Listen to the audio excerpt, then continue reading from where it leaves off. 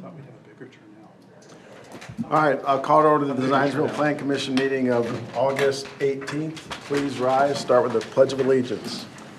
I pledge allegiance to the flag of the United States of America and to the republic for which it stands, one nation, under God, indivisible, with liberty and justice for all.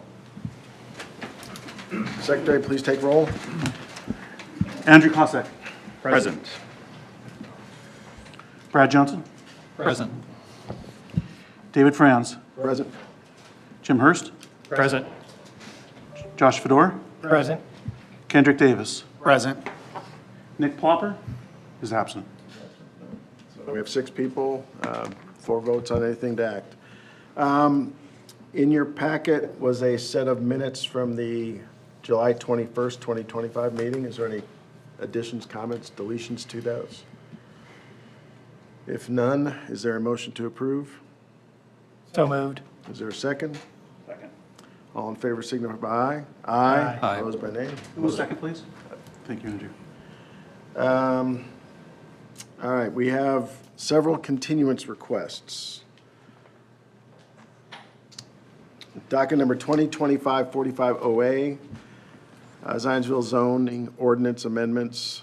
Town of Zionsville request for recommendation to the town council to amend various sections of the Zionsville zoning ordinances to establish regulations regarding accessory dwelling units, agritourism, and zoning code enforcement penalties. The amendment would provide new regulations for and repeal and/or replace various sections relating to the aforementioned items. In 2025-46OA,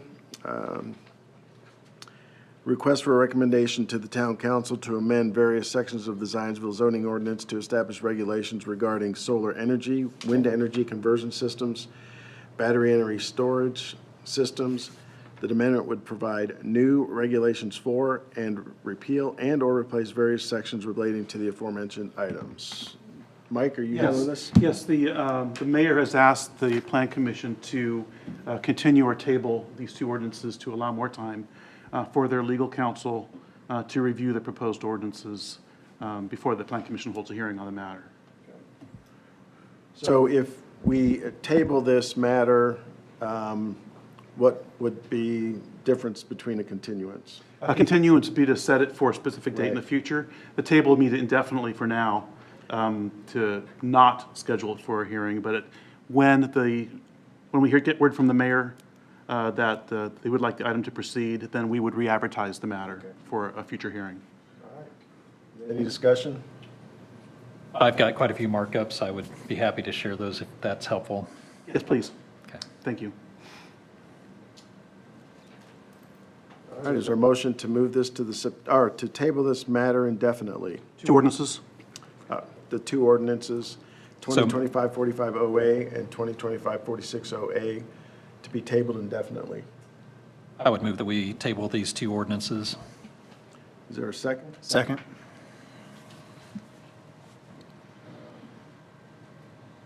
Roll call vote on this one?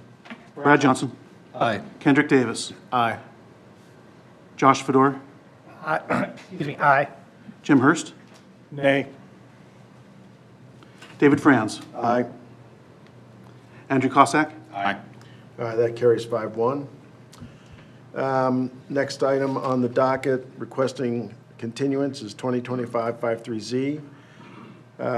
Proposed PUD ordinance for Maple Lane LLC, Maple Lane Club of Bradley Ridge PUD rezoning, 1755 South US Highway 421, Zionsville.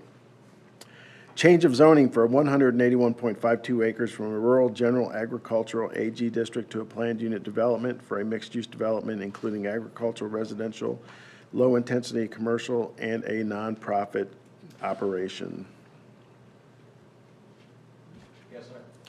Good evening. I received word from the petitioner that they're requesting this petition be continued to the September 15th, 2025 Plan Commission meeting to address items that staff had raised with them. And that was done a few days ago. And so I instructed them that I would present their request, that they did not even need to attend. Okay. Does anybody have any questions, comments? If not, is there a motion to move this to continue this to the September 15th meeting. So moved. Is there a second? Second. Any further discussion? All in favor signify by aye. Aye. Opposed by nay? This matter is continued to next month. 2025, another continued, 2025, I'll take two at a time this time. 2025-55 PP and 2025-62 DP. Old Town Land Development LLC, Wild Air Section 2 Primary Plat and Development Plan. Both sides of Maryville Road between Oak Street and County Road 550 South, Zionsville, Indiana. Primary plot approval to subdivide 81.5 acres into 159 residential lots, including single-family lots and townhome lots. Multiple common areas and Block C for future development, all being in the Wild Air PUD district, and development plan for 159 residential lots, including single-family lots and townhome lots, multiple common areas, and Block C for future development, all being in the Wild Air PUD district. Roger, you got this one? Yes, sir, thank you. These two petitions, as they are related, they were both identified within the same legal notice. Unfortunately, when the legal notice was submitted to the newspaper for publication, it was not published within the, first of all, within the Planning Commission's 14-day deadline, but then it also did not meet the Indiana Code requirement for a minimum of 10 days. So therefore, it's not even a question of you suspending your rules. It did not comply with the Indiana Code, so therefore it must be continued to next month. Is there any further questions, comments on this? If not, is there a motion to move dockets 2025-55 PP and 2025-62 DP to the September 15th meeting? So moved. Is there a second? Second. Any further discussion, comment? All in favor signify by aye. Aye. Opposed by nay? Motion carries 6-0. 2025-60 PP and 2025-61 DP, Davis Home, Saddle Creek Farms, primary plat and development plan, 7868 South, 850 East, Zionsville. Primary plat to subdivide 58.83 acres into 14 residential single-family lots in the rural equestrian district, and development plan for 14 lot residential subdivision on 58.83 acres in the rural equestrian RE district. You got that again? Thank you. Very similar to the previous continuances, this was a problem with the legal notice within the newspaper. In this case, though, the petitioner had actually submitted it to the newspaper on time. Unfortunately, the newspaper did not get it published within not only the 14-day time frame, but also the 10-day. So it's unfortunate to the petitioner, but again, because it's stated within Indiana Code, we have no latitude. All right. Okay. Any further comments, questions on this one? If not, is there a motion to continue 2025-60 PP and 2025-61 DP to the September 15th meeting? So moved. Is there a second? Second. Any further discussion, comment? All in favor signify by aye. Aye. Opposed by nay. Motion carries 6-0. Also continued next month. All right. Continued business to be heard. Mr. Franz, excuse me, before we continue with the hearings, there is one other notice item that the board needs to act upon tonight. The petition 2025-58 DPA for the Convivio remodel. They also submitted the notice for publication. It was not published within the 14-day time frame that your rules require, but it did meet the 10-day standard that is required by Indiana Code. So for you to hear that matter, you would need to suspend your rules for that item tonight. So is everybody open to suspending rules on this one? Any comments, questions? If none, is there a motion to suspend rules related to 2025-58 DPA relative to notice? So moved. Is there a second? Second. Any further discussion, comments? All in favor signify by aye. Aye. Opposed by nay? All right, we will hear that one tonight then. All right, continue business. 2025-40Z, propose our Epcon Communities Courtyards at Heritage Trail PUD rezoning, 7798 East 500 South Zionsville, Indiana, rezoning of 180.75 plus minus acres from the rural single-family residential R1 district to the planned unit development PUD district for the age-restricted residential development not to exceed 362 homes. So are we technically resuming the public hearing, Dan? Okay, so All right, we'll resume the public hearing on this one. Thank you, Mr. President. For the record, Mike Andrioli, 1393 West Oak Street, here in Zionsville. We were appropriately noticed so that we can move forward tonight. I represent EPCON and have throughout the entire process. With me is Dale Pfeiffer, Robin Crawford, both from EPCON. Also, my paralegal, Barry Andrioli, is here tonight. Wanted to introduce her because she spent a lot of time, talked and sent a lot of emails to Roger and Jody and Mike Dale in this particular project. She wanted to come and listen and actually hear how the public hearing on these things normally would go, because she's not attended before. So I want to talk a little bit about the process. After the last meeting and tabling it, there were a lot of questions that were asked, a lot of proposed questions dealing with the actual wording of the PUD and some of the other aspects of the PUD itself. Since that period of time, it's been an extraordinary process, I would suggest, and Commissioner Johnson can talk about that or elaborate that if he chooses to later. But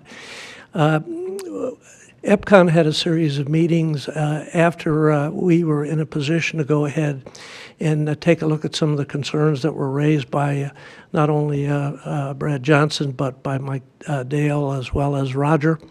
Regarding the particular documents and the feedback that they were getting from members of the Plan Commission with regard to some of the text and some of the other concerns. It resulted in a 3-hour meeting that we had that was a Zoom meeting with full staff from Zionsville Plan Commission. Mr. Johnson graciously gave us his 3-hour time and much time before that, and actually putting some things in writing for us to consider.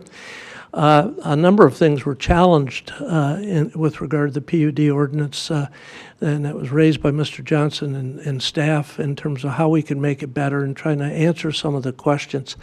I told Dale and Robin after the meeting, it felt like advanced planning 301 for a 3-hour session. It was very detailed. It was very pointed. A lot of questions were asked, and it got to the point even we challenged ourselves with regard to some of the models that we used, to the extent that we actually even changed some of our covenants and commitments that we have had as far as EPCON is used through projects throughout Central Indiana and Ohio for a number of years as it related to easements and how you handle those types of things based upon the side yards and the courtyard setbacks and those types of things. So it's a very challenging meeting to all. We spent a lot of time after that trying to draft, and I think staff has done just a remarkable job putting the report together that detailed a lot of the changes that were made. The other thing I thought was significant in staff's report was the actual chart that they used, because I think before a lot of people got really involved in the project, they thought we were basically taking a piece of farmland and zoned as such and actually creating this new project, when in essence it has an R1 zoning classification and is essentially a residential zoning classification. And so the chart that was put together really shows the comparison between the R1 classification and the EPCON product. So we're not starting from a blank sheet of ground on agricultural ground and now creating this 360 lot development. So from that standpoint, staff report has done an excellent job and has cut down a lot of what we have to say, I think, tonight in terms of the actual changes themselves. The other thing that we think was significant, and early on we decided to use the PUD approach to this. And we're thankful that we did, and remain thankful that we used the PUD approach, because essentially what we've done, and we shared this with the staff at our 3-hour meeting, our goal was to try to create a document that was solely and uniquely tailored to the EPCON development. The concerns that had been raised, especially with regard to the Hampshire folks across the street, is that they started off in a residential subdivision with a builder, and then it morphed into that builder didn't want to build anymore or couldn't. Somebody else came in, standards they felt were not the same standards that they had at the beginning of the project. And so that was a genuine concern by the folks at Hampshire. And I think using the PUD product and with the specificity that we have in this document, it assured them, and we were able to get the homeowner's approval and recommendation. It assured them that this is tailor-made to just the EPCON product. There's no bait and switch with regard to this particular PUD document.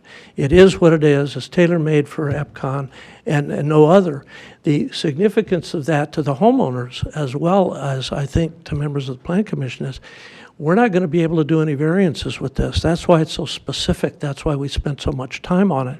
There's no variance procedure for these PUD documents. If there's any changes to make, or if it's not drafted specifically, we got to go back in and modify the document itself, which would entail another hearing or series of hearings from the Plan Commission, then on to the Town Council and Mayor. And it gave the neighborhood, I think, a great amount of assurance that what they were seeing with regard to this development is exactly what they're going to get.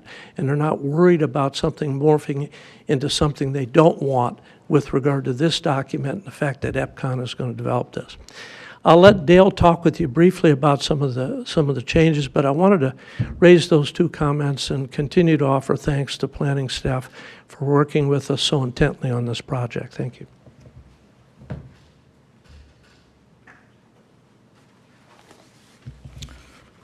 Thank you, Mike. For the record, I'm Dale Pfeiffer. I'm the Land Acquisition Director for EPCON Communities at 11555 North Meridian and Carmel.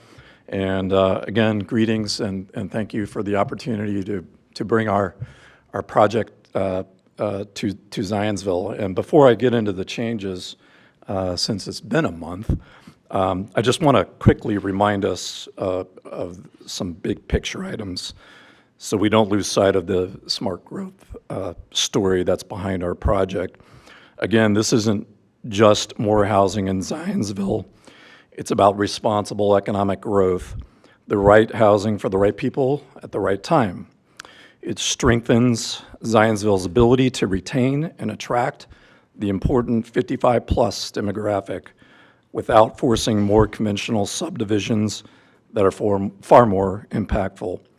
The mayor and staff support this PUD. It aligns with the draft comprehensive plan. We also have strong neighbor support, including a formal letter from the Hampshire HOA, and I think some of them are here tonight. The only consistent concern that we've heard is based around future traffic. And just as a reminder, our final traffic study confirmed this neighborhood will have minimal impact and significantly less traffic than would a conventional subdivision. And more importantly to that aspect, this project brings the much-needed financial resources to the town that it can use for the existing and projected road issues down the road, literally. So for the changes since the last time we met on July 21st, we worked directly with staff and Commissioner Brad Johnson to improve the PUD. A special thanks to Brad for lending his expertise to strengthen this ordinance for the greater benefit of the town. The ordinance text has been revised mainly for clarity and for alignment with the drawings. But importantly, there are no changes to the concept plan. I want to make that clear. We did not move the park parcel to the east, as was recommended. The main interior trees are still preserved. We did not remove any open space. And the distance from the Hampshire homes to our homes remains at least 100 feet or greater. As for the changes that were made, I'll sort of do my best here to summarize them in 9 key areas. One, the courtyard easements. There was a lot of discussion about this topic as to how we can enable our unique courtyard concept and for the town to actually govern it. So rather than transform it into a zero lot line community, we agreed to simply restrict permit-required structures within the 5 feet area, which is the easement with the adjoining homeowner. So that means no pergolas, no enclosed elements can be built in that 5-foot easement area. Number 2, the trail connections. The park already connects, these are trail connections with the park. And so the park already connects with the Big 4 trail, and we further agreed to allow the town to install a future trail within the Duke Energy electrical easement. Number 3, architectural and material changes. All of our perimeter homes now require enhanced designs. We added an anti-monotony protections clause. All garages must include windows, and roof and gutter standards were upgraded. Number 4, age restriction. The ordinance now explicitly requires compliance with the federal 55 and over Housing for Older Persons Act. Number 5, the setbacks. We did a lot of cleanup on this clause. The rear setbacks remain at 20 feet with a narrow exception for allowing a 10-foot setback on no more than 10% of the interior lots for drainage easements. All perimeter lots keep at least 20 feet of restricted backyards plus the buffer. No accessory structures are allowed in the backyards. And the front setback is clarified as measured from the porch or the courtyard fence and not the front door. Number 6, the amenities. We added further refinements and commitments for the amenity centers and parkettes, including a minimum number of locations and required elements. Number 7, the landscaping. We increased the landscape requirements for the homes, amenity areas, and common areas. Number 8, the driveways. We limited the driveway slopes to a maximum of 8.3%, which is consistent with ADA requirements, even though we're not required to comply with ADA. In the extreme case where engineered grades make this impractical, we agreed to install sidewalks down to the curb with shallow steps to ensure accessibility for our residents.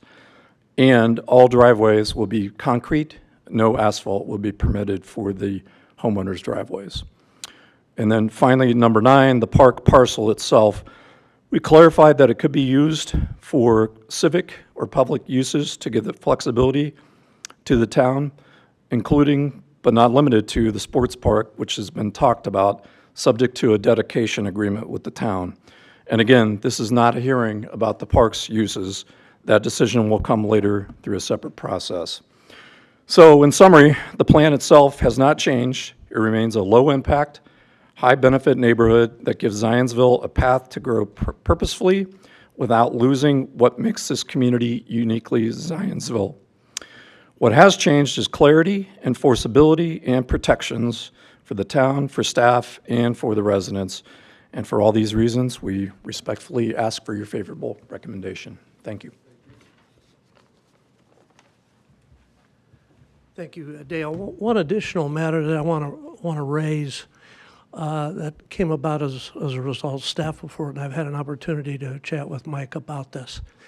And normally, it's generally not any problem that their recommendation comes with also suggestion that the recommendation include adherence to some of the letters that have been submitted by staff and those types of things, all of which are particularly fine in this particular case. There's one concern that's just come up that I want to share with the members of the Plan Commission, get your take on it. I don't know if it's going to be a problem, but I want to make sure that I share it with you. Normally when we do these developments, there is a requirement, depending on half right-of-ways and those types of things for road improvements, that we dedicate a right-of-way so the town can use that right-of-way. Been doing it for years, never been a problem. I'm not sure anybody's ever had a suggestion that that's not an appropriate way to go about it. It is, and we continue to do it. We'll do it in this particular situation, for sure. In fact, in my language that we usually put together with these things, we use the word dedicate, convey, and use those that conveyance language. The problem is a recent interpretation of Boone County Highway Department. Boone County Highway Department has recently, in a project that I was just involved in, asked us to go ahead and dedicate ground, and then they turned and said, in addition to the dedication, we want you to transfer and fee the ground that you're dedicating so that we own it. That presents problems for a developer that comes in with a particular legal description for ground, especially since we have a dedication parcel that's specifically defined. I don't know how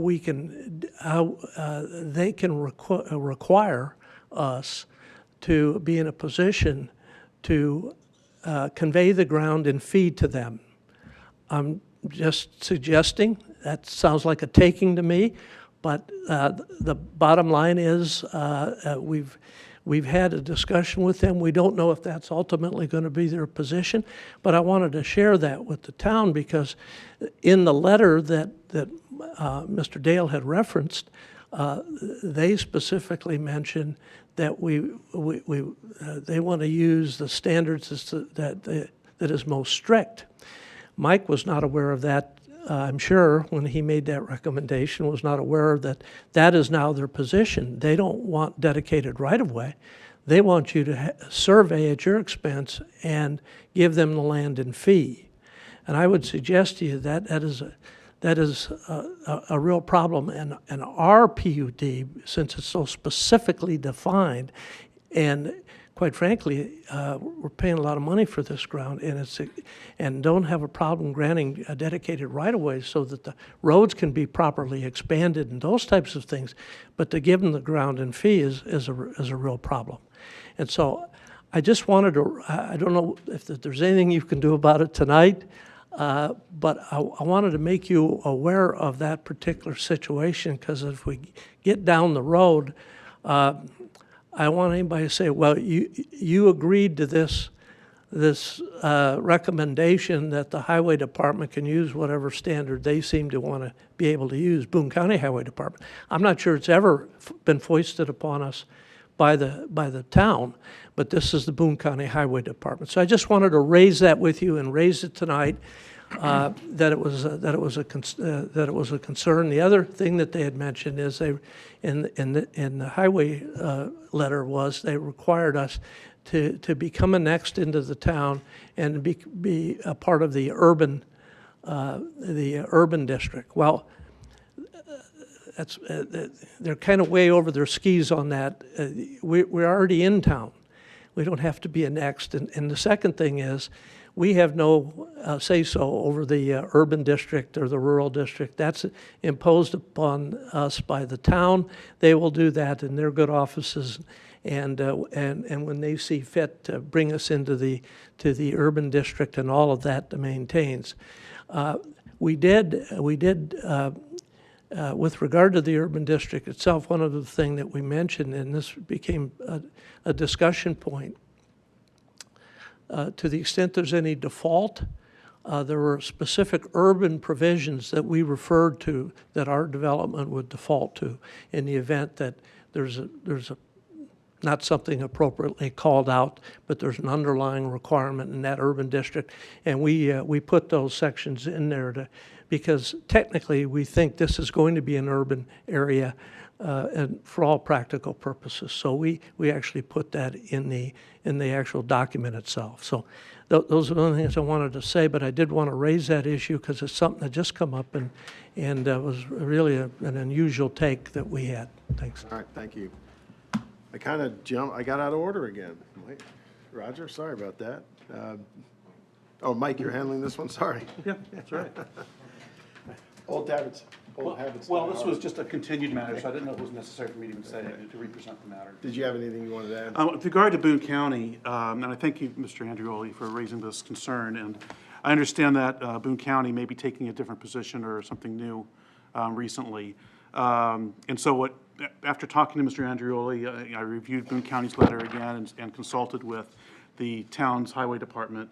And I don't see anything, specifically referenced in Boone County's letter referring to fees. It referenced dedication a number of times within the letter. No reference to fees, though I understand Mr. Andreoli is concerned that that's the fee issue may come up later, but it's not referenced in their comment letter. And then the town Public Works Department didn't have an issue either, or any concerns about the letter. All right. Okay. All right, thank you. At this time, is there anybody from the public who'd like to comment on this matter?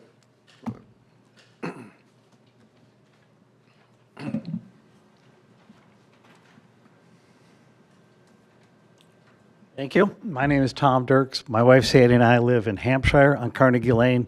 We back up to the pond, which is backs up to 800 and very close to 400. It's probably few, if anybody, in Hampshire that's going to be impacted by this more than we are. Also, for the record, I was on the initial board at Hampshire for the first 2 years. My term just ended in December. I am for the project. I think it'll be great. It's complementary. It's not just another cookie cutter home division. It fits all the right things. There's going to be a but the project itself and the communication with Dale has been excellent. It's appreciated. It advances things. It gives great confidence. We're probably going to want to be a homeowner there at some point. I'll just tee that up right now. I sure won't buy the ball fields, but we wanted to be in a courtyard when we moved here 4 years ago, but the courtyards of Zionsville, they just don't come up for sale at all. So loud and clear, I'm very much for it. I know the board's for it. I know the issues that you can deal with developers. I think EPCON's going to be great. My buts. So I'm a senior citizen. I'm 71, and while there's going to be 2 drivers per household, that's fewer than the average. Agree. So that's going to take it down some. However, we're not that much less than a regular household. Now, there's more drivers per household, but I think we get in and out, and we're pretty typical, and I know a lot of people at Courtyard of Zionsville, very active too. My point where I'm going with this is I don't think that the traffic will be as diminished as maybe called for, primarily because, this calls for 362 units. If you compare 362 here and 362 there, okay. But the option wouldn't be 362 units that would be meant for families. It would be, the option if it wasn't this, would be more like Hampshire. So instead of 362, I don't know the math, but I'm going to guess 200 homes. So quite a bit fewer homes, and that reduces traffic. So by and large, I think traffic will be more of a problem than what people might think. And I'm not sure what all the board thinks, but that's a real concern. I hear the roads can handle it. I question that. Having lived right there on 800, seeing everything and seeing what's going to happen. The biggest issue, I think, with the traffic will be the ball fields. We have 3 grandsons here. We use Lions Park a lot. Love it. It's Norman Rockwell's Americana. It can't be better, but when I hear this could be Lions Park too, that gives me great fear because these roads, that area, it's a hard fit for that to work, and it will add a lot of traffic. So you can't just, and I realize that's not being voted on, but it needs to be part of the overall discussion. So I think traffic will increase, 1, because of 362 units, 2, because of the ball fields. So my point is, it's nothing against EPCON, nothing against the development, but plan for it now. Don't wait till after the fact and, oh, now we can't do a roundabout or whatever is needed because it's too late, everything's already done. I urge whoever that should be to make the thoughtful decisions now rather than later.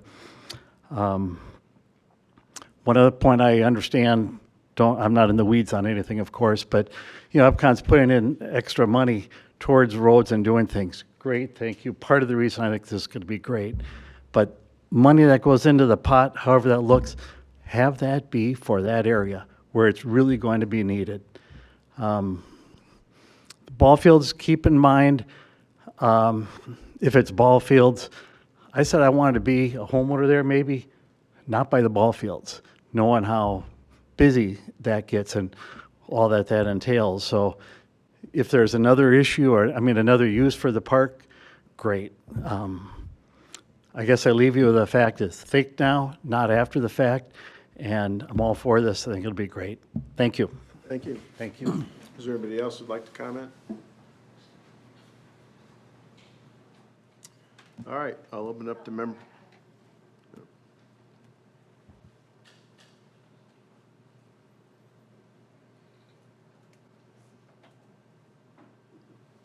Hi, I'm Darcy Stanisic. I spoke last time. And it's not that I'm against the EPCON. Address, please. Oh, sorry. 4355 South 800 East, so I live right on 800 by Hampshire. Not that I'm against it, but I'm just concerned because some of the things I was shown in June, and then I went to see Russell Oaks. There's a lot of, discrepancies, like visually what we were shown and then what it actually is. The same thing when we were at the meeting last time and they showed a picture of the ranch that actually sat probably back further than even the Hampshire homes, and then what it actually is has me a little bit concerned because it's a little bit deceiving. So I did bring a picture of what these look like in the back because that's where the air conditioning is, and you can see here at Russell Oaks what they also put back there, which is like dishes, and I know in some other communities they put generators back there also, which is noisy, and this is what it would look like that would back up to the trails, the homes that back up to the trails and back to 800. You can kind of see that also if you drive on Oak Street, like what some of the backs of these look like. So if I could just show that.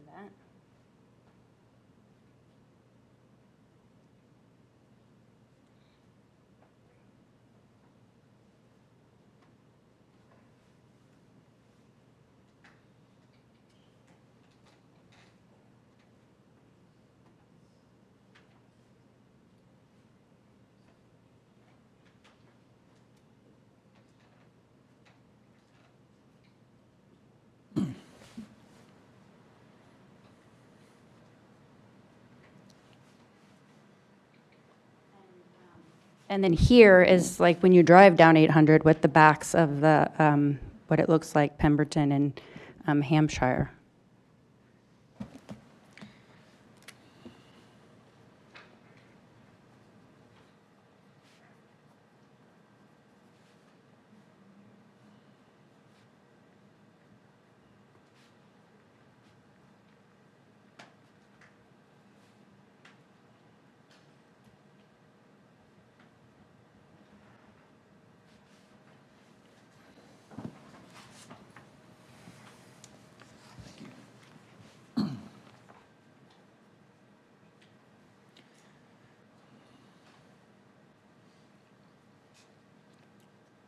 So I also have traffic, like infrastructure is like a big issue right now. And so I took pictures of some intersections, and this is what the intersections look like. One is where 500 meets 800. It's kind of not a straight intersection, it's a jog. And when you drive north and you're at the stop sign, you can't even see if there's somebody coming east. Like you can't even see a car there at the stop sign. And this other one shows the intersection of the stop sign right there in between where Whitestown Road meets 800. And so the lines are like totally off.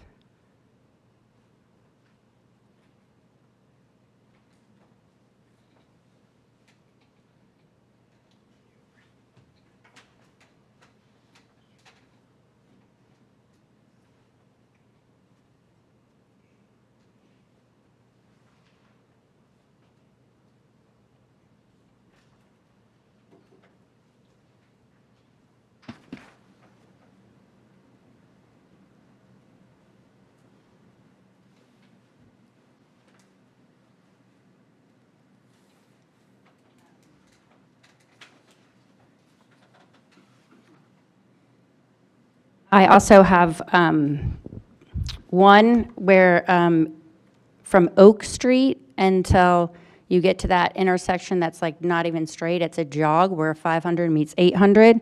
The road is so windy and narrow, that's where I hit, like, my truck mirror hit another truck mirror because the road is not wide enough. And then I have here at 400 by Hampshire, when they put that subdivision in, they should have made that road, was supposed to be larger at that intersection, but that road is so narrow there, you can barely turn because they didn't take into Hampshire and make that road large like they were supposed to, like wider.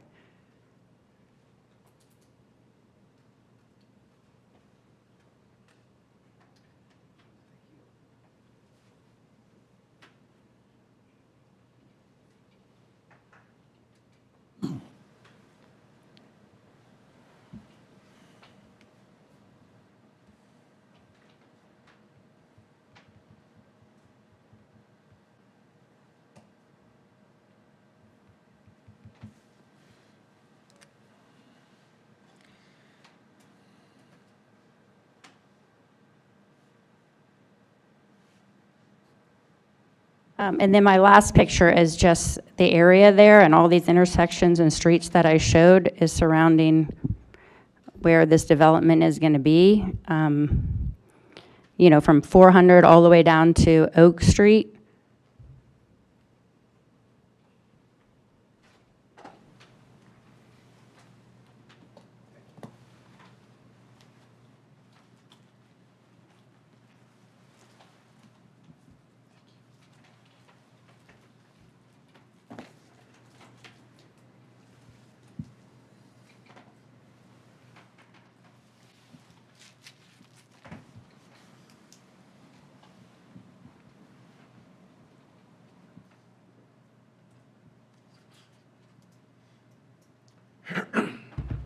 So really, those are my major concerns, just aesthetically, you know, how it's going to look, like out of place in the area. Like you can, that's something you have to plan for. Like the other gentleman said, if you just, it's going to be a permanent thing that's going to be there.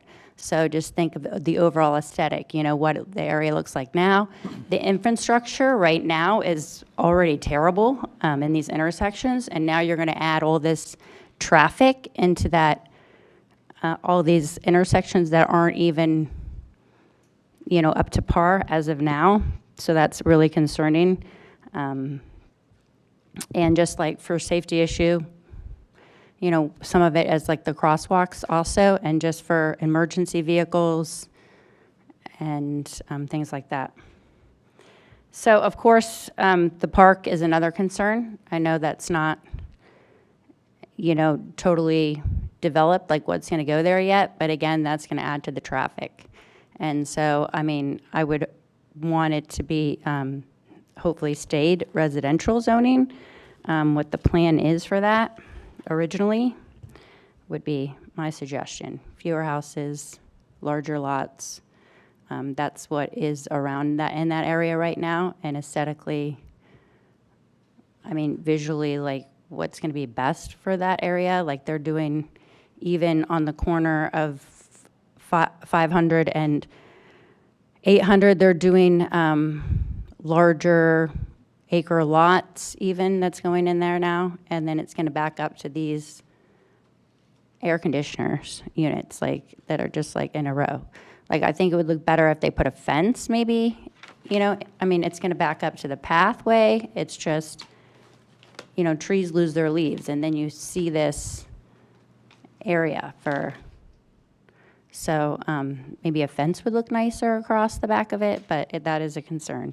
And of course, the traffic and the intersections, which already have been a concern, would be more of a concern with more traffic. Thank you. All right, thank you. Is there anybody else who would like to comment? If not, would petitioner like to respond?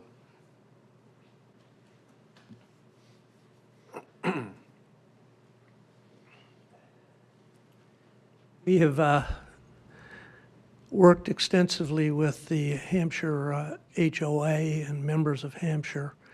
Our first large meeting that we had, not trying to dissuade or diminish any concerns that Hampshire neighbor would have, but we took a lot of time and had a very large meeting with Hampshire and then followed up with it, specifically with regard to the backs of our units, the landscaping, enhanced landscaping that we had along 800, those types of things that we think came up in the 3-hour meeting that we had that we've made improvements on. So we're not exactly sure what we could do any differently at this particular point with regard to some of those issues as we've tried to address them specifically, and Dale could have additional answers to that. As far as the traffic is concerned, there's no question.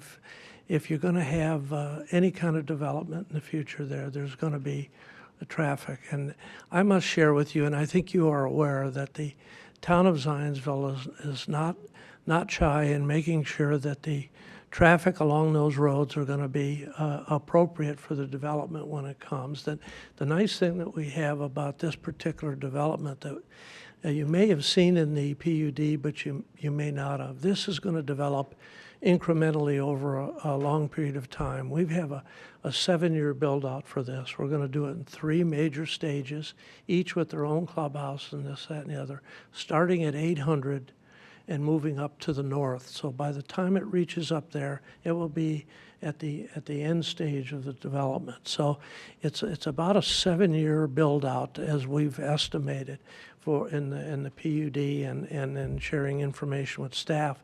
That's one of the questions staff asked is what's your build-out projection for this? We think it's going to be in the 3032, 3033 timeline for sure for us to go ahead and have a build-out. Incrementally, that's a lot of time to plan. The other comment for the nice lady who spoke is that assuming this would get a favorable recommendation, assuming that the town council would adopt the PUD and it would be executed by the mayor, that's really just the beginning of the process. We have a development plan, platting process, where all the specifics regarding the road work will be handled at that particular point in time. How wide is the road?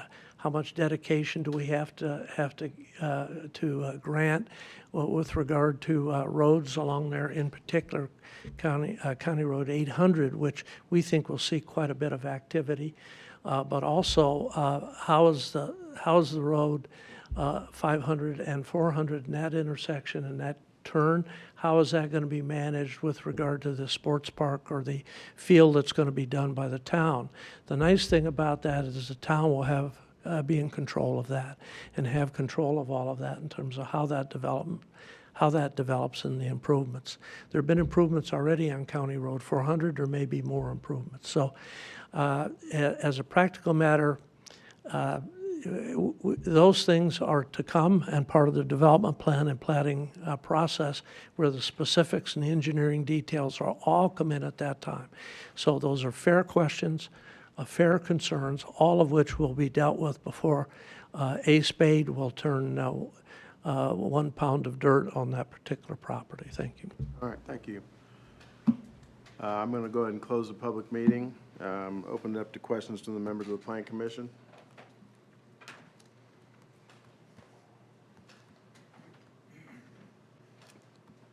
Close the public hearing, sorry.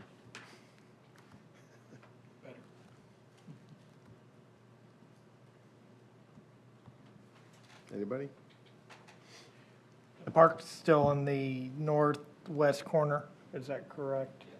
Everybody, yeah. Has there been discussions with like the Parks Department on this property? And you stated with the build out potentially like 7 years down the line, when would the potential dedication of the park occur? Would that be later in the phase?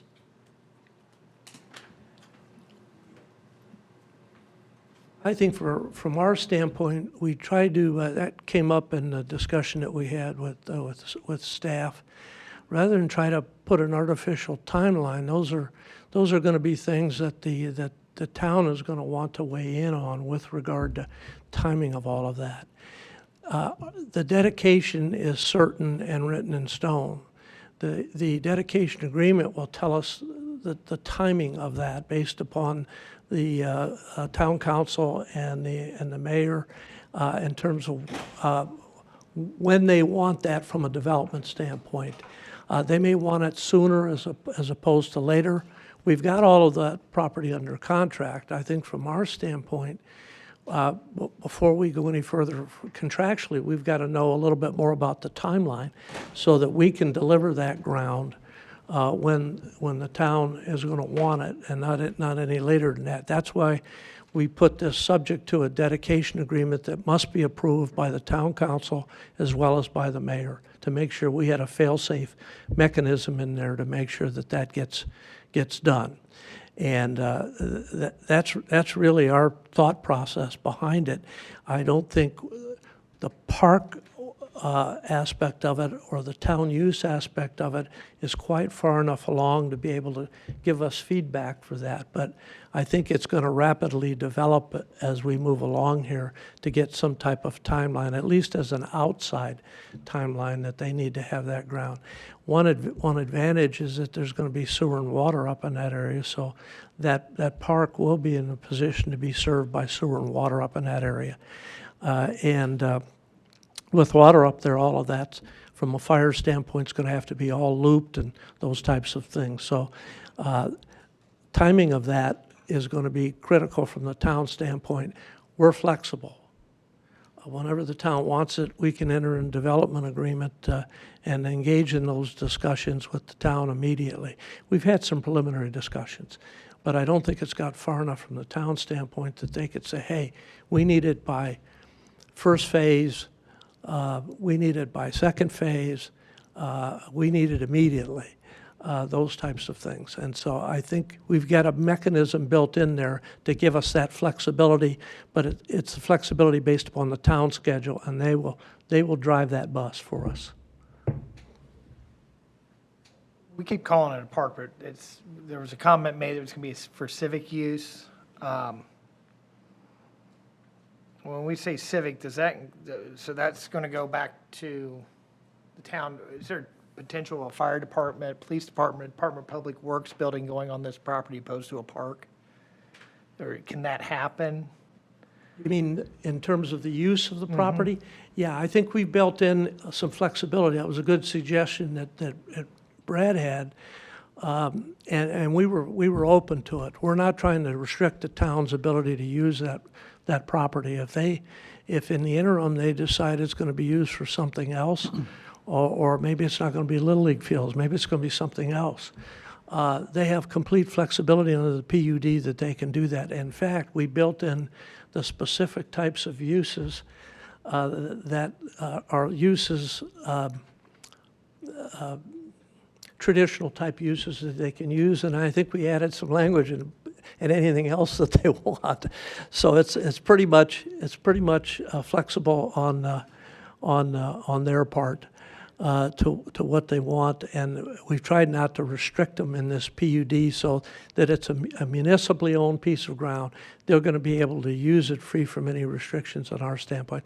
The only thing that we talked to them about, the only thing that we built in are some setback requirements and mounding requirements and those types of things that we've done as part of the PUD that we talked about that, because we've got residents that are going to live there. So we're just as concerned what's going to go in there as anybody else around us, because we're trying to sell properties in there and trying to sell for people who are going to live there permanently. So. But other than that, we've not had any discussions whatsoever where we in any way have tried to restrict the town's ability to go ahead and use it. It's just a flat dedication of ground for the town's use. Mr. Andreoli, I think, though, the PUD excluded commercial uses for that dedicated parcel. Correct me if I'm wrong, but I think that the PUD did exclude commercial uses, and I think yes. And another major and residential subdivision. Yes, I think so, because okay. what we didn't want to have, and I think it was a great suggestion, one that quite frankly, none of us had thought, but staff, Mr. Johnson came up with it. You don't want to dedicate it to town, then they sell it to another developer. Or they use it for a commercial use that's totally not anticipated or unexpected. So if all of the traditional, normal uses that a town would, in the special use category, the town would want to use the property would be fine. But we don't want somebody to put a commercial use there to the exclusion of the fact that we just gave the town a bunch of money and the town was able to profit that. So we hope, and we're kind of acting in good faith, and we hope the town as well, that we've got a good partner there, that they're going to use it for the town's use and benefit, more from a philanthropic standpoint and a community standpoint than from let's see if the town can make some money on this. And it's something in our discussions we really never contemplated, but something that was raised in our meeting.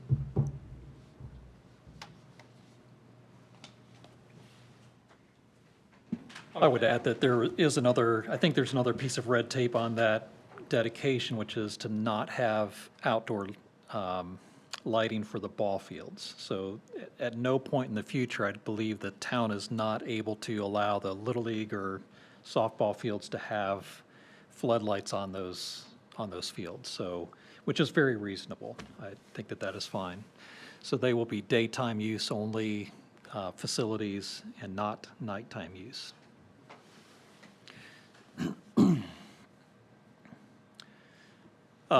Just a couple of comments based on some of the feedback we got tonight. For one is, I kind of put the halt on this to try to get some of the language cleaned up a bit.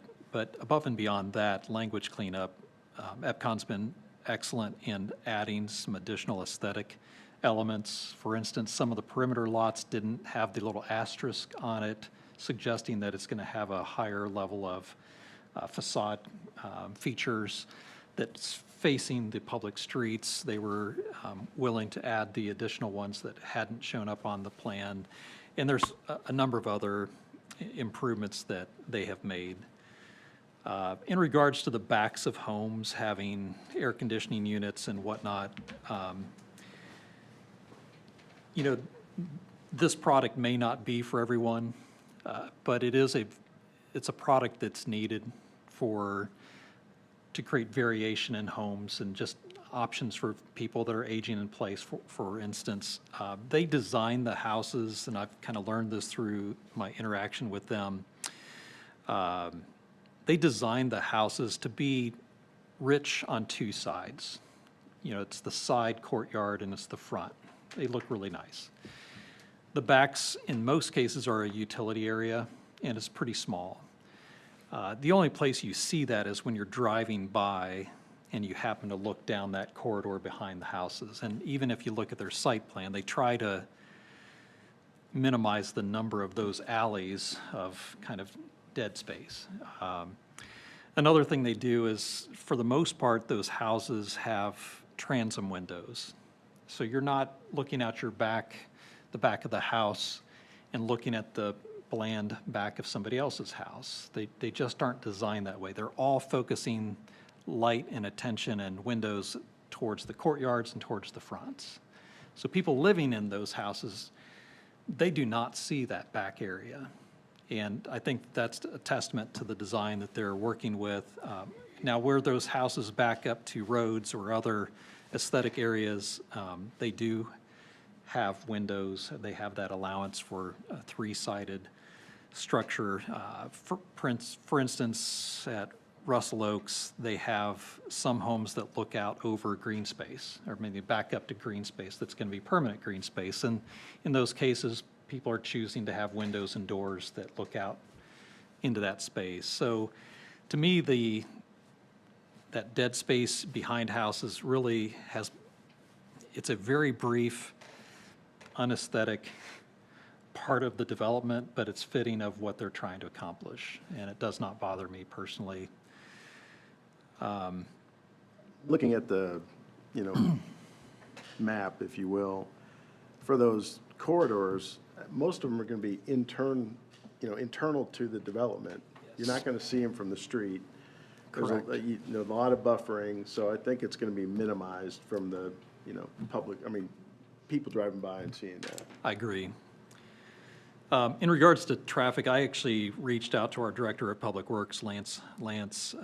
He was gracious enough to spend some time with me about those possible deficiencies of roads, and they are very well aware of the shortcomings of some of the intersections, the curve that's of concern for possibly the fire department. You know, those are all things that are on the docket that need to be addressed, and as development happens, they try to keep up.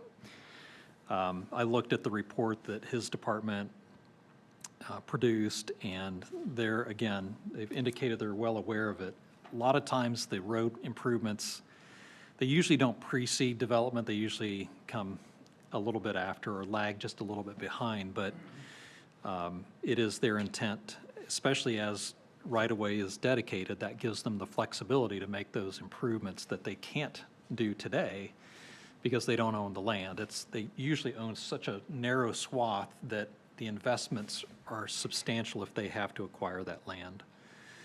Anyways, that's why it lags a little bit behind, and I'm confident the town has been excellent, in my opinion, about keeping up with roads as development is happening, and I'm sure that that will be the case in this instance as well. Some communities have an ordinance that's called an adequate public facilities ordinance that gives plan commissions the ability to deny developments if public facilities are not in place to serve that development.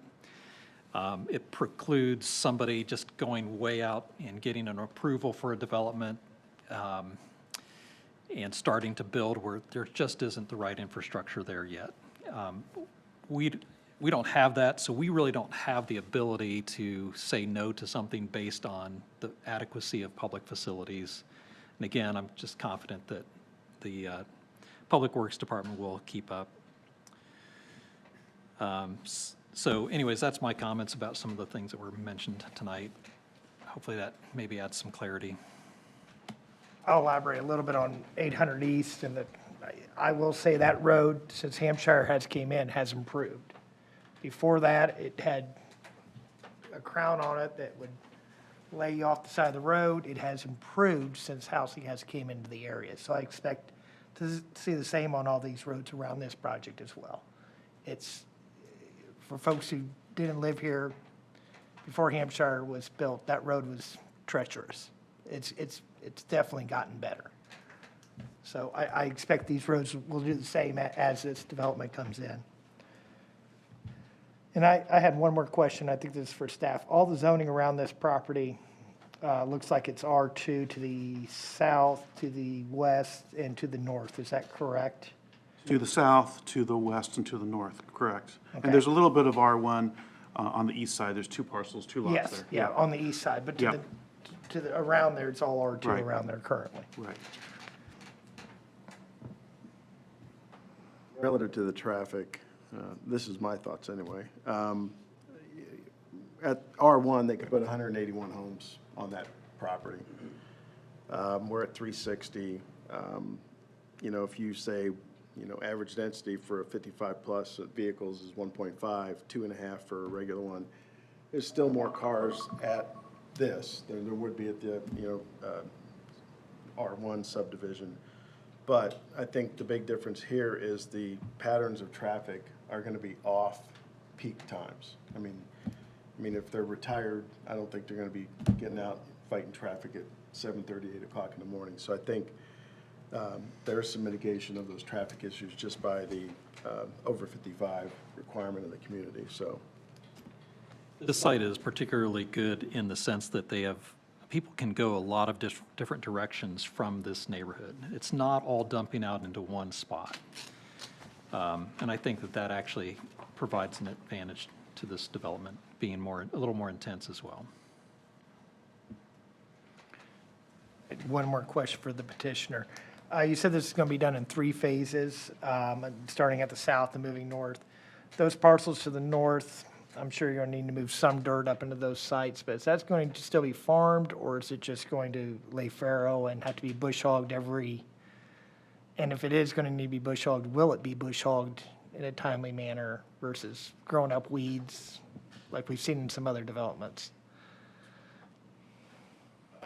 given the scale of the development, again, we are working our way from the south to the north. The utilities will be extended to the south.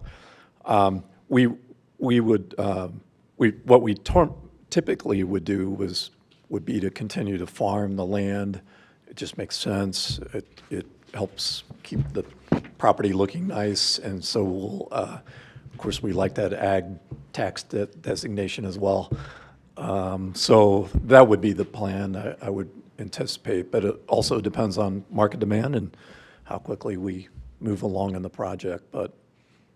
The other aspect of it, Josh, I think is a fair question is, at least as far as the property to the north, a lot of that 26 acres is going to depend when the town's going to want it in terms of, and whether we'll be able to take that property down just on the 26 acres, whether we can take it, we have to take it all down. So it just depends. I don't think it's going to make any difference in terms of our development or how quick it's going to go. It's going to be done incrementally. It has to be.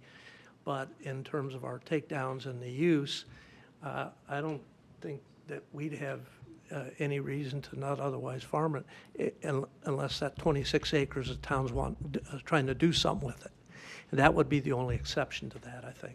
My big thing is I know we've seen some other developments come in the area, and about July, they contact the guy who used to farm the ground to bush hog it. Sure. And it just doesn't look, we've got invasive weeds by that point. They're spreading and so forth. It's just, I would like to see it kept up as best as possible through this 7-year time frame.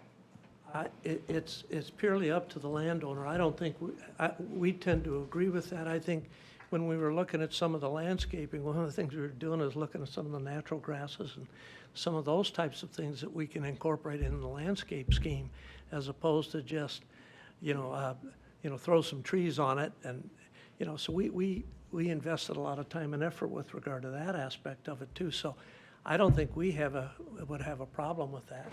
Mr. Kaiser's in the farming business, and so he's farming it now and a longstanding farmer in the community. So I guess it would be up to his timeline, but we'd be happy to have him continue to farm it.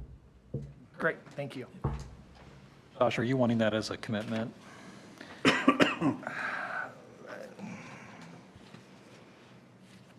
No, I think we brought it up.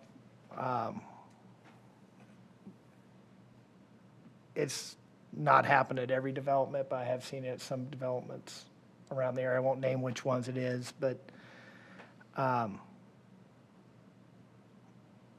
don't think we need it as a commitment.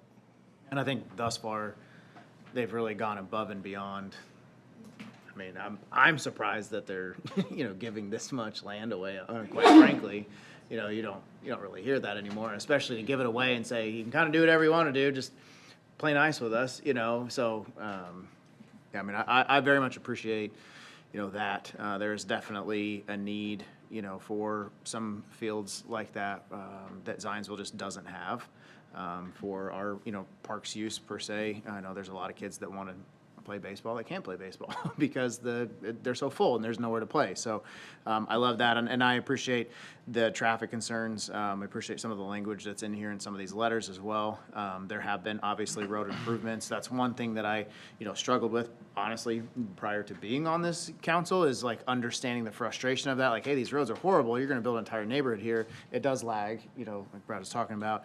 And I think us having control of that the parks, the town having control of that 400, 750, kind of 90-degree intersection with where the park's going to be, we'll have a lot of leniency in how we want to lay that out for it to best flow for the trails and the crossings and that sort of thing. So I'm definitely, pleased by that. And so, yeah, thank you very much for working with everybody and you for taking your time to that 3+ hours. I'm sure that 3 hours is actually more like 10. So thank you very much for, for your willingness to work with them and for your willingness to take the time to do that. So. We're ready. I can make a motion. All right. I move the docket 2025-40-Z petition to rezone 180 plus or minus acres from rural R1 to planned unit development district, receive a favorable recommendation as presented and based on the findings in the staff report, subject to the following conditions. One, resolution of the Technical Advisory Committee comments submitted by the Department of Public Works Exhibit 5 and Boone County Highway Department Exhibit 6, and the traffic impact study to the satisfaction of the Department of Public Works, followed by implementation of the study's recommendations. I think that's it. Second. Second. Any further discussion? If not, Mike, would you please take roll? Brad Johnson. Aye. Kendrick Davis. Aye. Andrew Cossack. Aye. David Franz. Aye. Jim Hurst. Aye. Josh Fedor. Aye. This motion carries 6-0. We'll forward it to the town council. Thank you.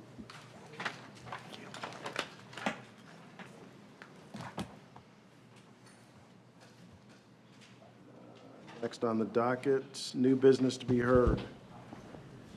K&JK Enterprises, Inc., 2025-51 DPA, Burger King Drive Aisle Modification, 6330 Center Drive, Zionsville. Development Plan Amendment for the removal of 10 parking spaces and to reconfigure and add an additional service aisle to the existing drive-through on 1.18 acres in the Rural General Business GB zoning district and within the I-65 South overlay. Roger? Thank you. If my screen could be promoted, please.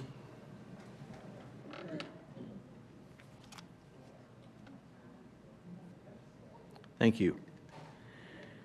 As mentioned, the request before you is a development plan amendment to approve for the removal of 10 parking spaces, allowing the owner to reconfigure and add an additional service aisle to the existing drive-through restaurant.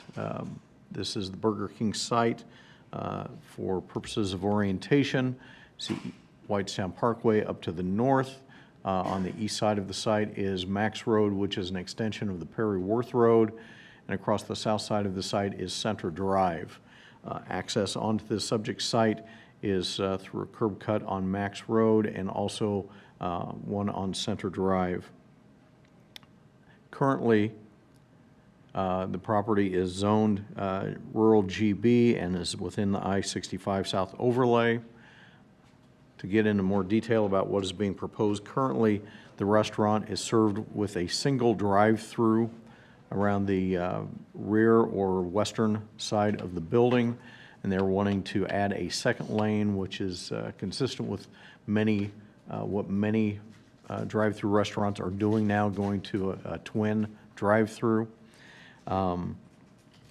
The proposed bypass drive lane will encroach into a platted easement on this side of the property, but there are no improvements, no utilities or anything within that easement. It is strictly done through the platting, and the minimum distance from the edge of pavement over to the property line is consistent with the required setback of the zoning district.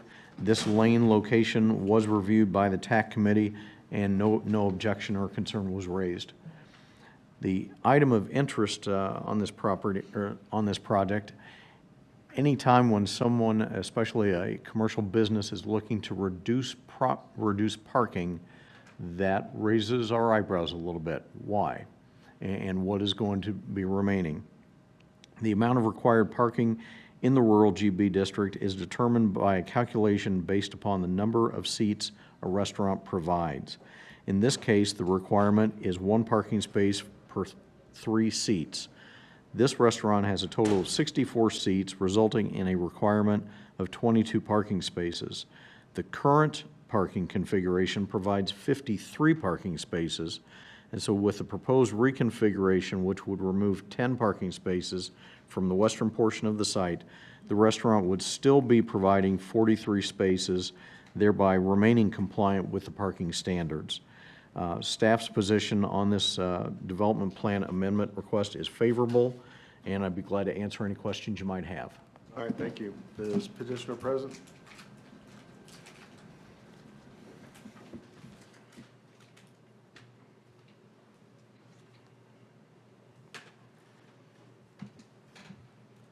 Good evening, Ashton Fritz Engineering, 14020 Mississinawa, Carmel, Indiana, 46033.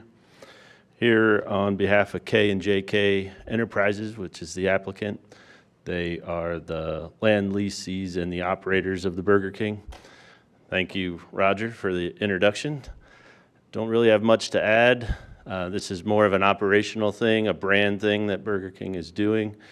When the store was built, single drive-through lane, now they like two. If this was a new build, they would put in two. So we've reconfigured it to provide the Burger King standards as far as radii, widths, et cetera, as well as the bypass lane for emergency vehicles in the event they needed to get through. Glad to answer any questions you might have. Thank you. Is there anybody in the public who'd like to comment on this one? All right, we'll close the public hearing at this time. Anybody on the Planning Commission have any questions, comments? Your deliveries come in from the south of the property? They come in that south entrance, or they come in on that north east entrance? Northeast. Northeast, okay.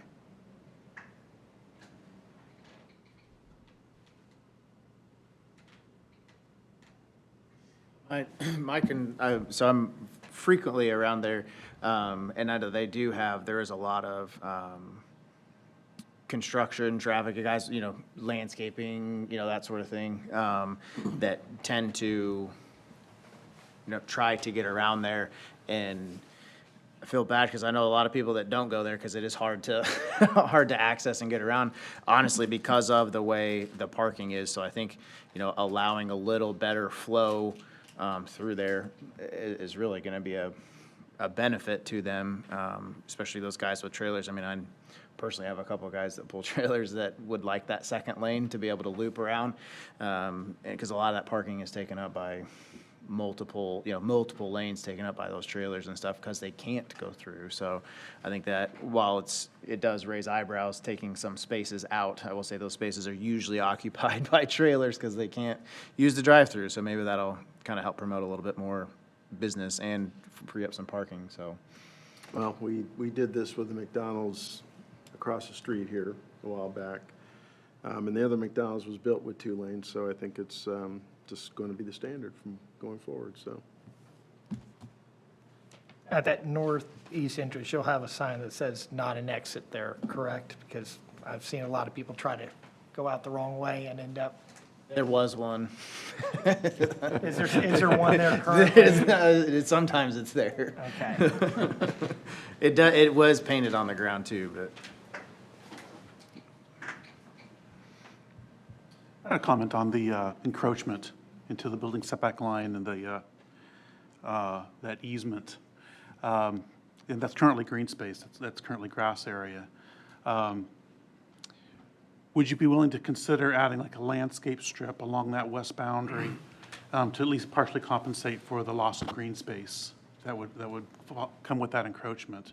I'm thinking like some low shrubs and mulch, just not extensive, but something that would soften the edge of that boundary near the drive aisle.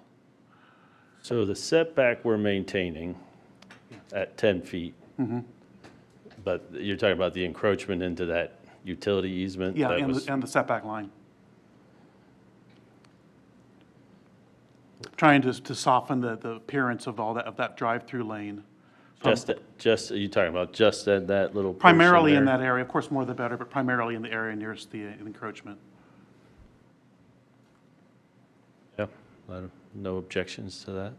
Okay, great. So let me know in the record that the developer will be willing to add some limited landscaping along the west boundary as a buffer to the drive aisle. Thank you. Sure. Anybody else? It's, as far as like, I know you said mulch, it would instead of a mulch bed, would a rock bed be sufficient? Just kind of whatever That would be they, fine. okay, If that's preferable. okay. Just doing a lot of cleanup on the parkway. There's a lot of cigarette butts out there, so. Is there any further discussion? Somebody like to make a motion on this one? I'll make a motion that they can have it their way. Sorry. Well, no. I was cooking that up for. You grilled it though, right? Yeah, didn't freeze it. And I lost the actual motion language, but. Did you want a second on that, Andrew? I'm confused. Yes, please. Thank you.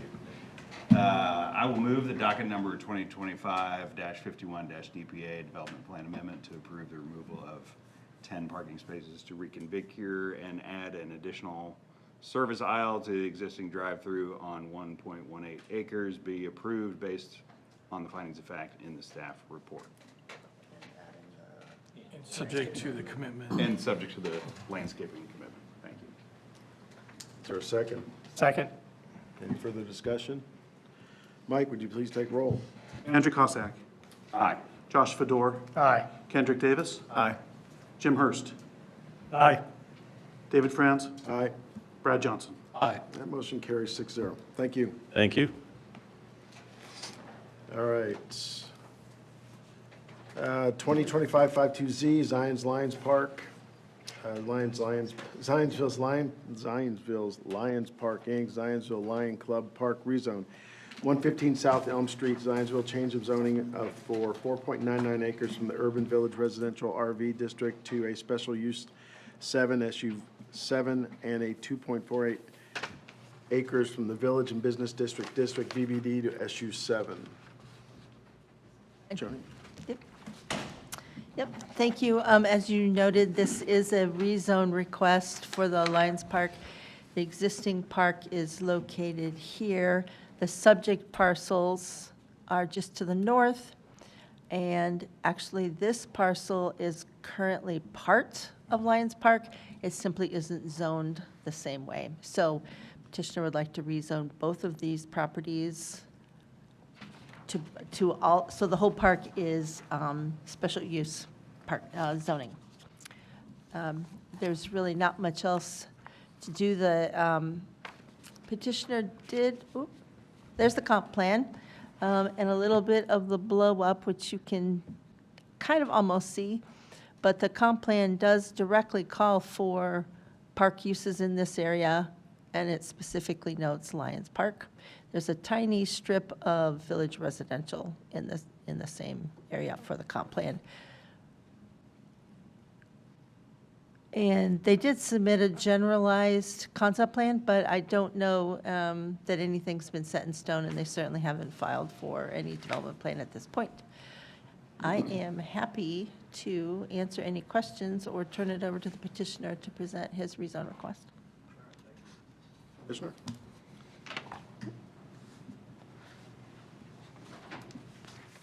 Good evening. I'm Roger Burris, attorney with offices at 410 West Oak Street in Zionsville.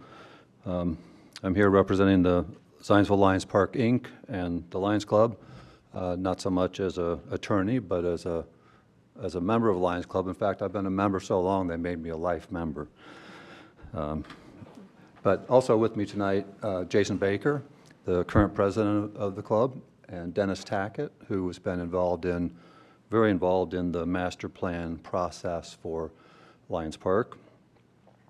By the way, I have to tell you that when I graduated from law school in 1982, I didn't know much about zoning work.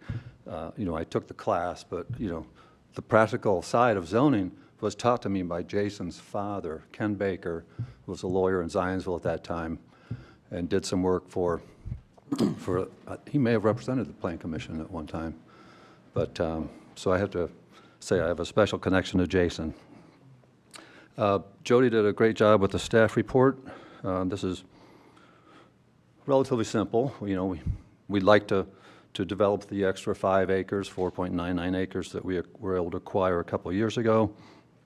And as part of looking at how we're going to do that, and in the future filing for some development plan approvals, we realized that we really should clean up the zoning first, make it consistent across the board, and that's when we found out that the parcel along Elm Street, that triangular-shaped parcel, was still zoned to Village Business District. So we'd like to have the entire new Lions Park be under one zoning classification before we submit any development plan approvals.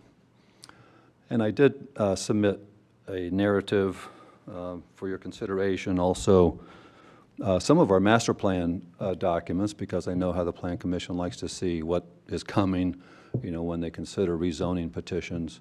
And the master plan, and it was done by a local landscape architecture firm, Framework, whose principal, Ryan Cambridge, is the president of the Parks Board currently. So we've been working with the Parks Board on other joint projects. We work with Zionsville Little League. I'm really glad to hear that there's a potential location for more baseball diamonds in the future with the EPCON project. But, you know, I know you have a lot of things on your agenda tonight, so we're asking, you know, I'll respect your time, and maybe rather than talk a long time, I'll just answer your questions.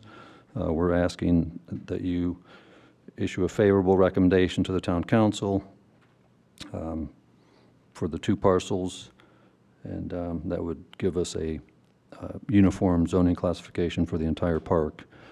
I thank you for your attention, and I'm happy to answer any questions. All right, thank you. Is there anybody on the public who'd like to comment on this matter?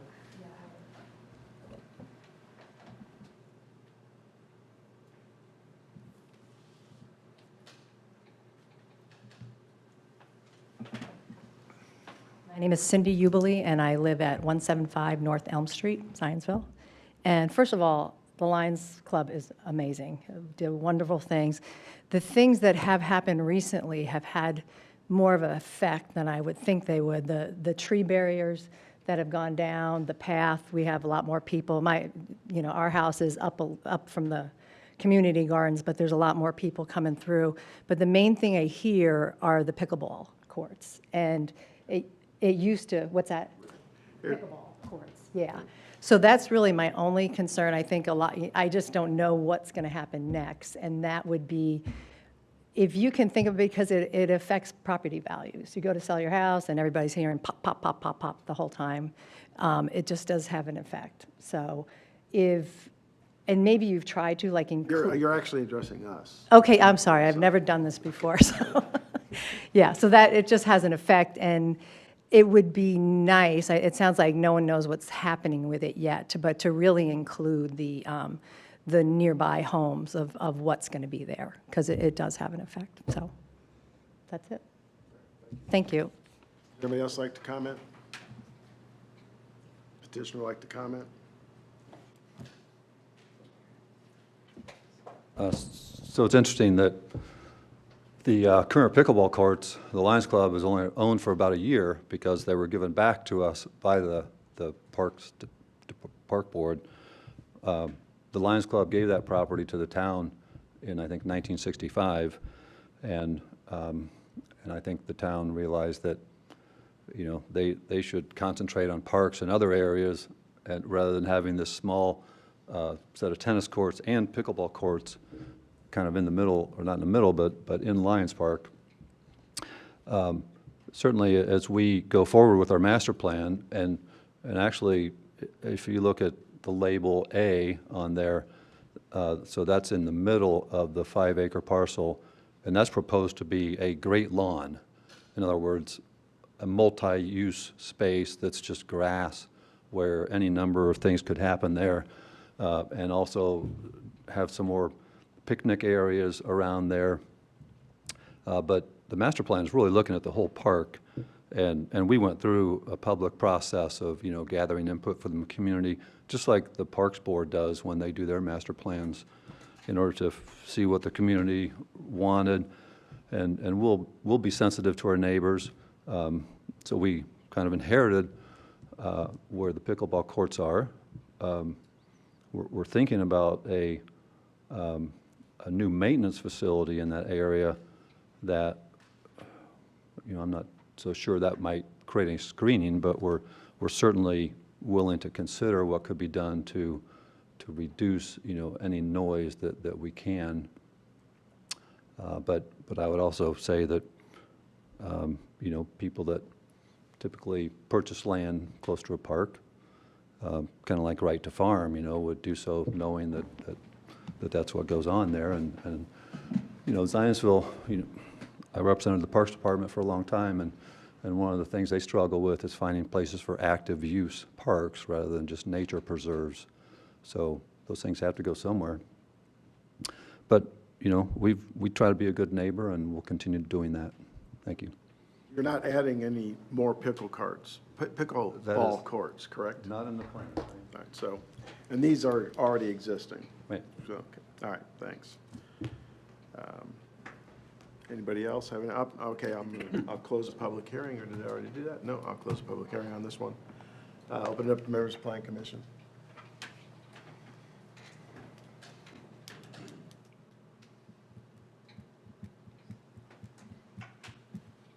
Well, if there's no questions, comments, is there a motion on this matter?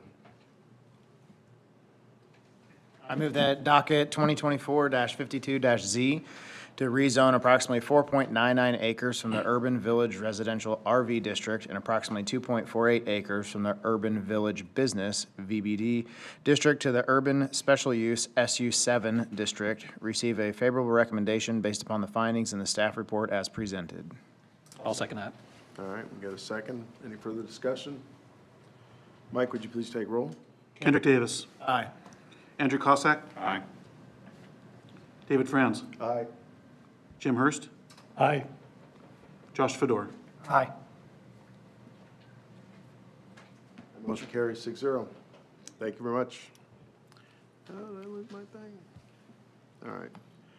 Next item on the docket, 2025-54DP, GJK Legacy Intelligent Living Multi-Tenant Building, 5550 West 106th Street, Zionsville. Development plan approval for the new 20,000 square foot two-story multi-tenant commercial building with on-site parking, drives, and utility services on the 2.09 acres in the Creekside Corporate Park PUD lot number 9. Jody? As well. As noted, this is a new building in Creekside Corporate Park. This project is right along 106th Street. Most of the other ones have been along Creekway that you've seen recently. This is a 2.09 acre site, and the plan is to do a new two-story multi-tenant structure that will include corporate headquarters, storage and display, medical office, and perhaps some restaurant uses. The subject site, of course, is zoned PUD, Creekside PUD, and there it is bordered a little bit on some business zoning, B2 zoning over here on the west. There. The site plan shows the building, again, here's 106th Street, and the entrance lines up with the existing Dahlia Drive. So the building is set back a little bit with the drive aisle parking on both ends. Outside patio area for restaurant. You can see the landscape plan here. They've submitted plans that would include landscaping, parking, site lighting, and building architecture. The landscaping and the lighting and the architecture are reviewed through the Creekside Review Committee, which has submitted a letter which was included in your packet. Basically, they ask that a ground sign, if they're going to do one, get sent to the committee for approval. And they ask the petitioner to consider, in addition or instead of this crosswalk from the pathway along 106th Street, to move it over here. That will line up with the actual outdoor patio for restaurant seating. There are some utility issues with that, and so the petitioner has left that crosswalk here. But there are sidewalks along the building to also get back to this area. The building architecture, again, has been reviewed and approved by the Creekside Architectural Review Board. And that is it. There are just a couple of small technical issues that were noted at TAC. This drive configuration DPW had asked for them to look at maybe, it's wide enough, but maybe a split two-lane entry here, and then fire still needs to have the actual connection located in the final position. So those were the only two technical items that I'm not sure got resolved. And so we're asking for, recommending approval of the development plan with those conditions. All right. Thank you. Is the petitioner present?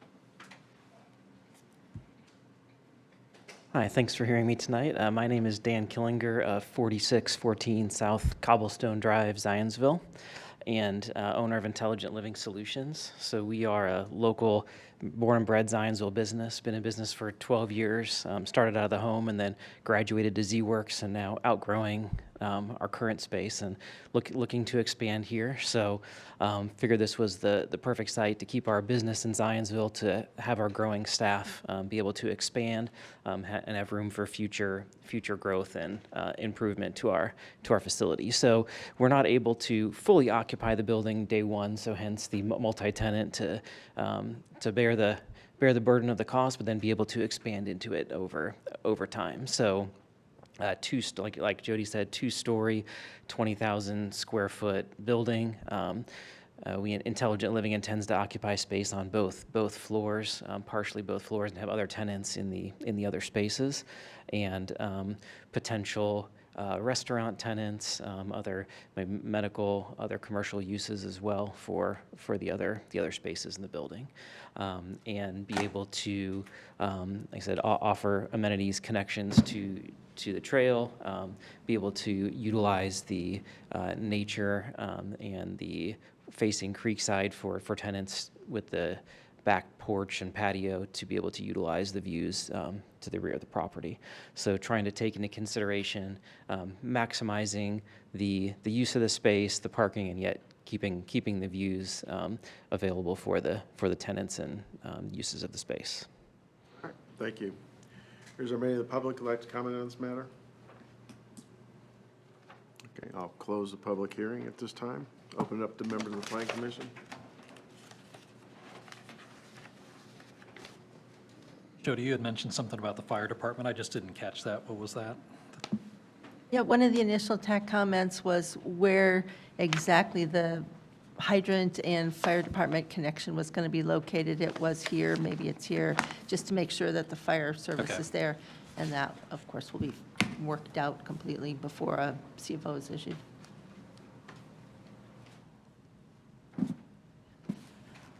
What's the time frame on this, on your build out on this? What's your projected time frame on this?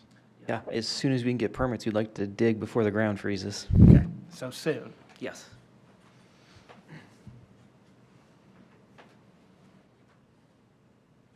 Anybody else have anything? If not, is there a motion on this matter?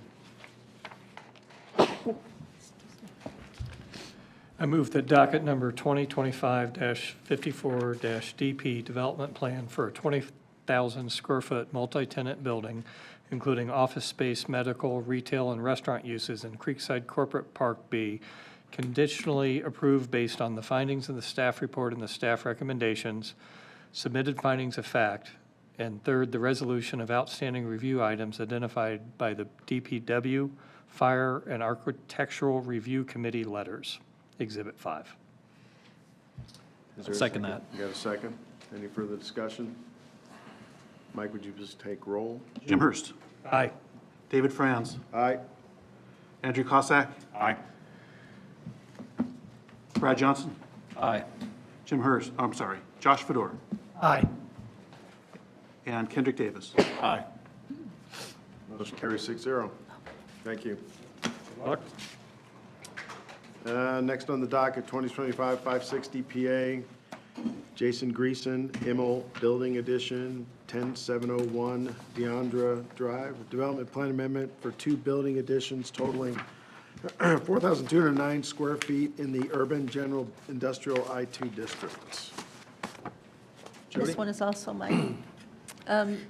Here's the subject site, 106th Street. This line is the dividing line between Zionsville and Carmel. This is in an industrial park and zoned industrial all the way around with industrial uses. So the proposal is to take this existing structure, bless you, which is here. This area I'm outlining now is existing parking lot. So the proposal is to expand the building toward Deandra Drive, sorry. And then restripe this parking area. To this side, this isn't a building addition, but it says building addition, but it's a canopy. So the expansion is to the front of the building. And it's strictly to house equipment for the owner's business, which is towing vehicles. So no office, no commercial areas inside. The elevations, they're redoing the entire building elevation. So in addition to this building, the existing metal and stone, brick will come off and then be replaced with all new siding. So you can see the projections, the canopies on both sides there.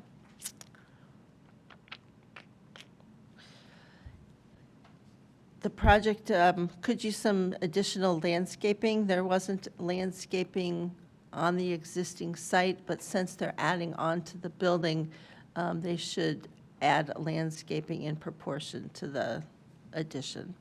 And then we don't have a photometric plan.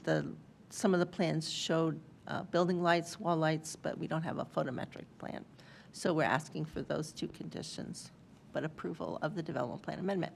Happy to answer questions or turn it over to the petitioner. All right, is the petitioner present? Come on up.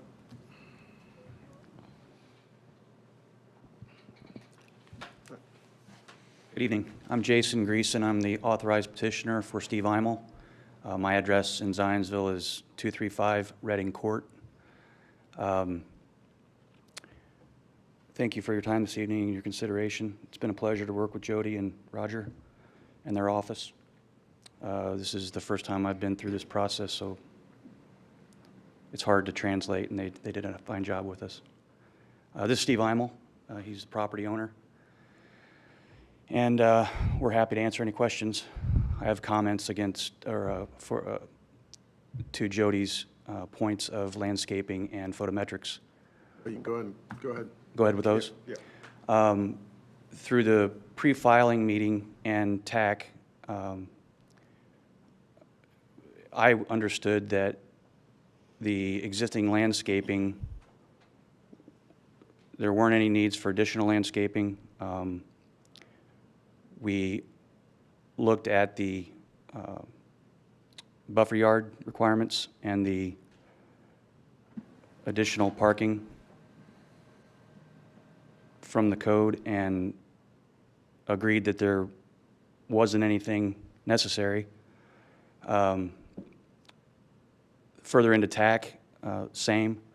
I was surprised to read the landscaping additions in the email that I received Thursday. We're happy to comply. It's a challenging, if you could, Jody, please, go to the plot plan. We'll get to her. I mean, do you want to, if you want to put the map up, okay? Yeah, thank you. All right, thanks. From the curb to the building is hard surface.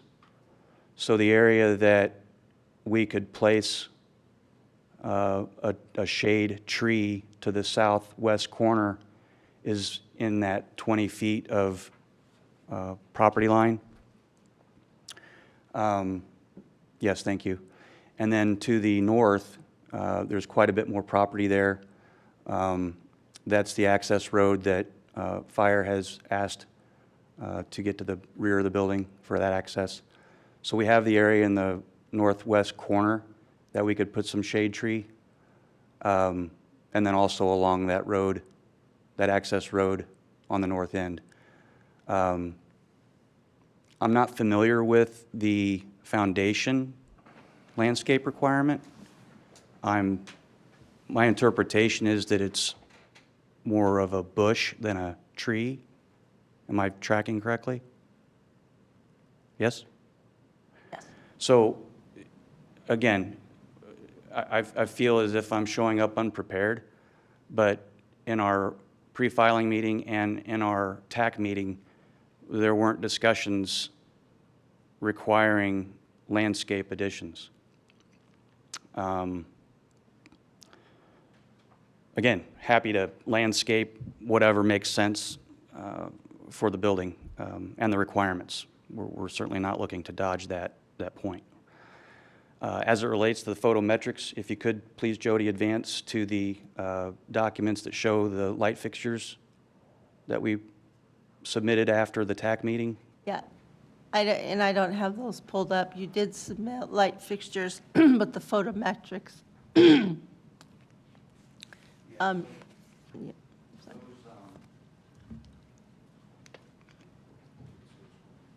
Well, again, will it just take over?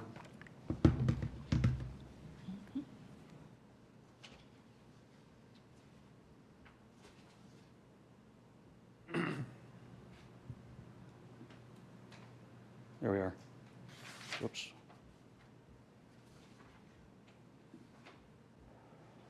So the fixtures that I presented following TAC are the WPX2 LED fixtures that satisfied the tax. If you guys are done looking at that, I'll move.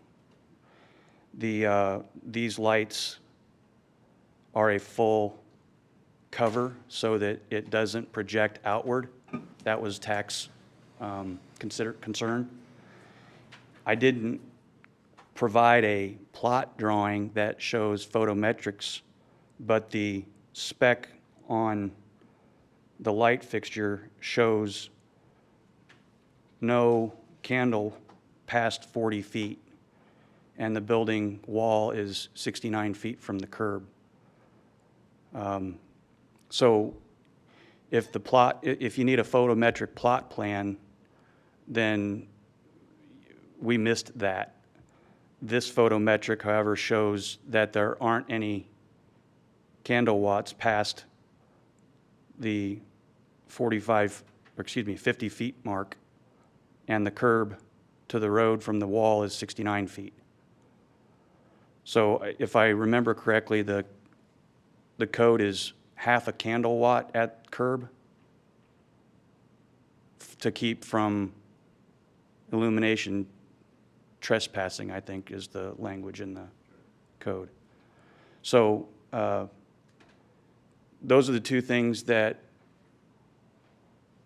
in the pre-filing were identified as, I guess, unfavorable, which, again, I didn't hear the word unfavorable until Thursday's email.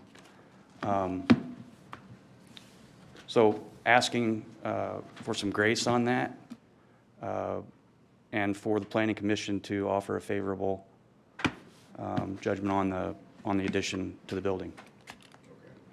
And we're happy to accommodate those two requirements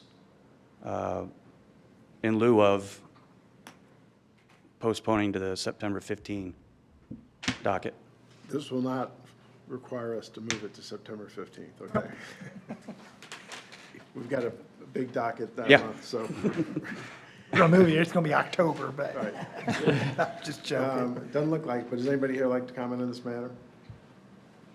If there being none, I'll go ahead and close the public hearing. Members of the Planning Commission, any questions, comments? The site to the south of this is a retention pond, and I know we want some landscaping there, but would that necessarily be required with the retention pond directly south of the site? I understand that we have a landscaping requirement, but that doesn't make a lot of sense to me to put landscaping up against the retention pond, but. There would be no buffer landscaping, and there's no on-site landscaping requirement, but there is a foundation planting requirement. Technically, since they're doing a little bit of building addition, they should do a little bit of proportional landscaping. That's where the landscaping comment came in. And then the photometrics is, we need to see the site, the photometric light candle spillage at the property line technically. And just, I hope there's not any confusion with the commissioners, but staff is recommending approval of this project, just that staff gets those, a couple items for approval. Thank you, Jody. I hear the petitioner is willing to provide those, and Yes. conditional approval seems entirely appropriate to me.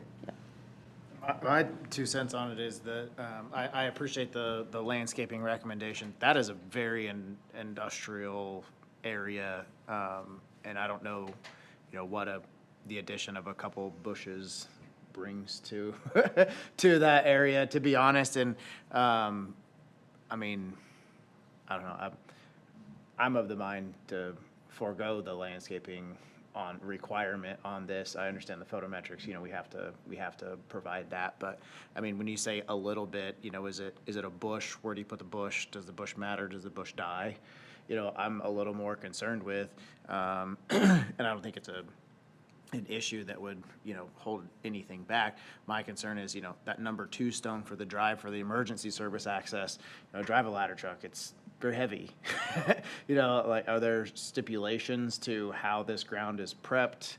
Have we put any consideration, from the staff side to certain requirements for prepping that gravel? Is there a certain depth? Is there a certain preparation, that sort of thing? Because, you get some rain in there and you throw some number 2 down, like, you're just getting stuck in number 2 gravel rather than grass.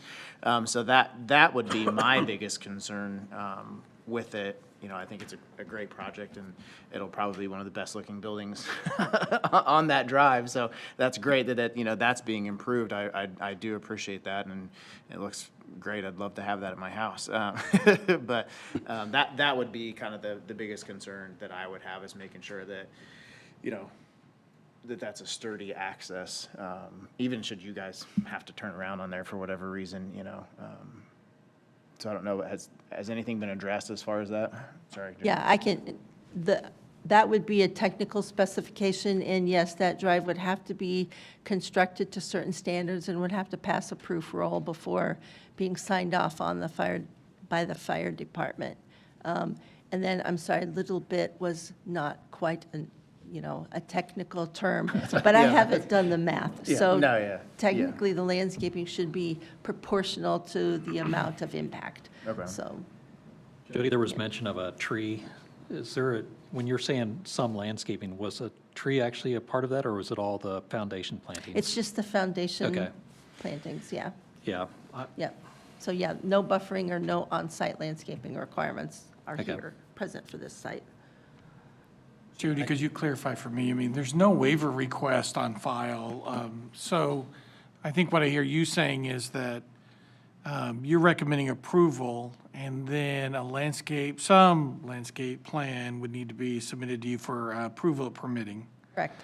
And then a photometric plan again. Otherwise, wouldn't the petitioner, if they want a waiver, they would have to come back, wouldn't they? Because we have not noticed a waiver request to the public. Correct, and I don't think landscaping can be waived by the Plan Commission. That's a variance from the Board of Zoning Appeals. Right. So I just want to point out that Yes. procedurally, we're not really free to do just whatever we want at the commission level. But Jody, I think, is providing a path for approval that may be the quickest and easiest way. I was going to ask you what that process would be, so thank you for answering that. Anything else from the members of the Plan Commission? I can make the motion. I move the docket number 2025-56-DPA Development Plan Amendment for the addition of an 800 plus or minus square foot covered area on the north side and a 3,315 foot plus or minus west side addition to the existing 6,240 square foot one-story warehouse building for storage of approximately 8 towing vehicles at 10701 Deandra Drive, Zionsville, Indiana, 46077 in the Urban General Industrial District be conditionally approved based on, one, the petitioner submitting revised lighting and landscaping plan for staff review and approval, and the findings in the staff report and staff recommendations. Second? I'll second that. Any further discussion? Mike, would you please take roll? Brad Johnson. Aye. Jim Hurst. Aye. Josh Fedor. Aye. Kendrick Davis. Aye. David Franz. Aye. Andrew Cossack. Aye. All right, you're approved. Thank you. I will make a comment, if you guys don't mind. My name's Steve Eimel. I own that building. I had Jason help me along. He's built a handful of buildings. I've been out of town quite a bit, and I just wasn't able to keep up with what you guys needed to have to get this job done. But I can assure you that that building will be the nicest building, as you said, on that street. There's not much at the end of that pond. When you're on 106th Street and you look to the north, you look across that pond, you know, I could see maybe putting a couple of trees between where the corner of which would be the southwest corner of the building, along there between the lot and the pond, but there's not much room there. Maybe a tree that's got, like the ones that are down 106th Street, that there's no leaves from here up, because you really need to be able to see what's coming down the road when you pull out there. But to put bushes or something out there, it seems a little complicated to me. When you look across the pond, you look at a nice building, when there's not much room there to begin with, and it's kind of blocked off by the trees. But I'll conform to do something to appease you guys. The gravel on the north end for the fire trucks, we work with fire guys multiple times a day, almost every day. We talk that thing over. I'll run a sheep's foot in there, put some good ground in it. Probably, and the other side, the reason it is soft to begin with is because the ground to the north is higher. So it settles in there. So we're gonna get in there and take that dirt out, clean that thing away so it drains, and then we'll put some appropriate something, dirt, stone. We'll sheep's foot it probably every 6 inches or less, and pack it in there. Because I don't want anything of ours to get sunk in there, and they certainly don't. And we've looked it over, so just let you know where I'm coming from. All right, thank you. Thank you, Appreciate folks. it. Steve. Appreciate your help. All right, next on the docket, 2025-57 DPA, BHI Senior Living, Inc., Hoosier Village Outdoor Amenity Center, 9895 Hoosier Village Drive, Zionsville. Develop plan amendment for a new outdoor amenity center within the Hoosier Village development on 2.12 acres in the SU7 zoning district. Jody? Me again. I don't think you guys are tired of hearing me. Did Roger work this month? Yeah, right? Just on the continuances. He's on vacation tonight. Yeah. Yes, this is a request for development plan amendment to put some recreation amenities in this small site, pretty much in the middle of the whole Hoosier Village complex.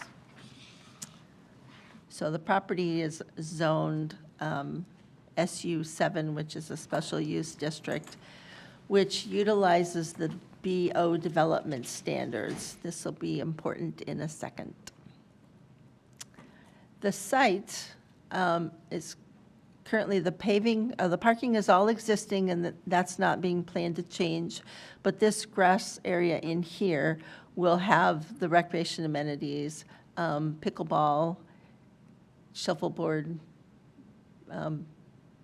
putting green, those kinds of outdoor amenities, along with this larger picnic shelter in the middle here.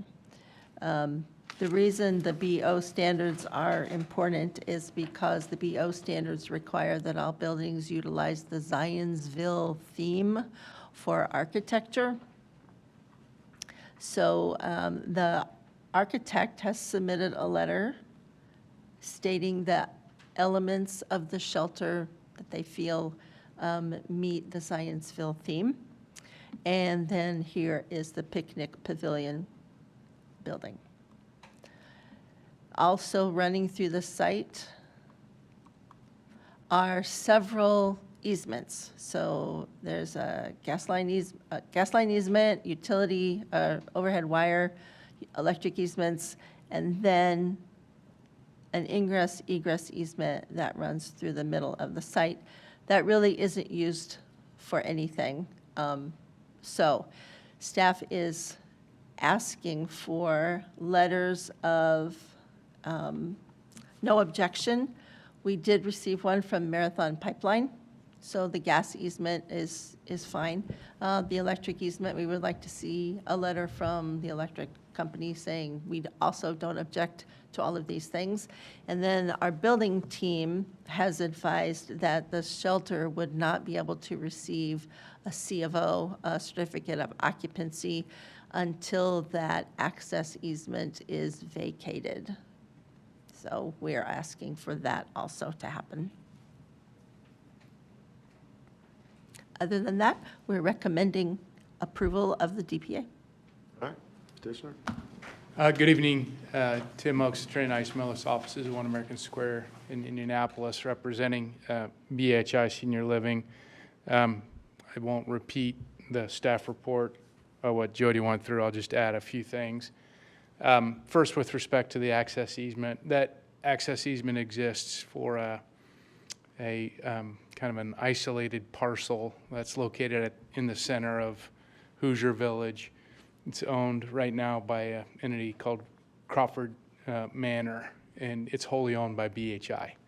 And so there's no issue there. As a matter of fact, we're in the process of conveying that property back to BHI Senior Living, and technically the easement will go away, but we'll get the proper documentation to staff.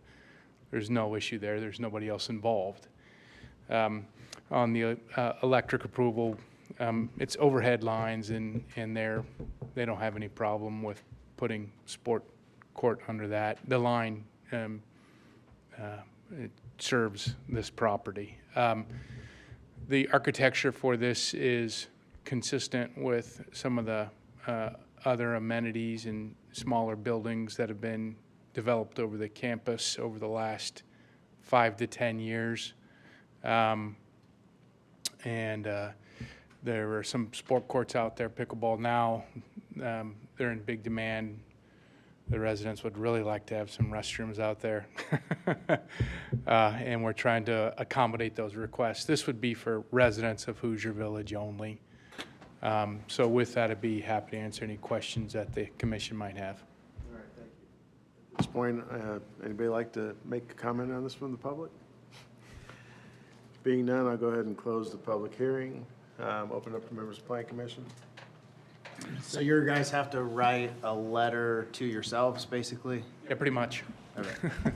You've got it. It hasn't been done yet. It hasn't been done yet. One for Marathon in March, but you haven't haven't had an internal document.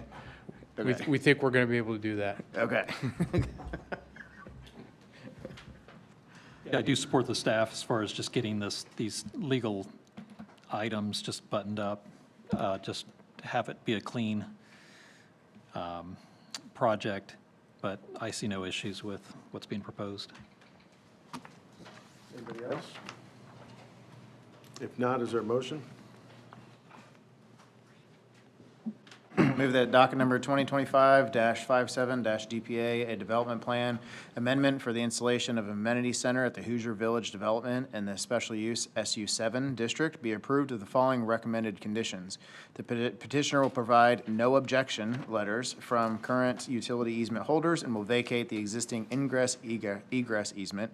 Satisfaction of technical advisory committee comments prior to obtaining a certificate of occupancy and signed finding of facts. Second. Second, any further? Second, I'm sorry. Andrew. Any further comments? Mike, would you please take roll? Hendrick Davis. Aye. Andrew Cossack. Aye. Brad Johnson. Aye.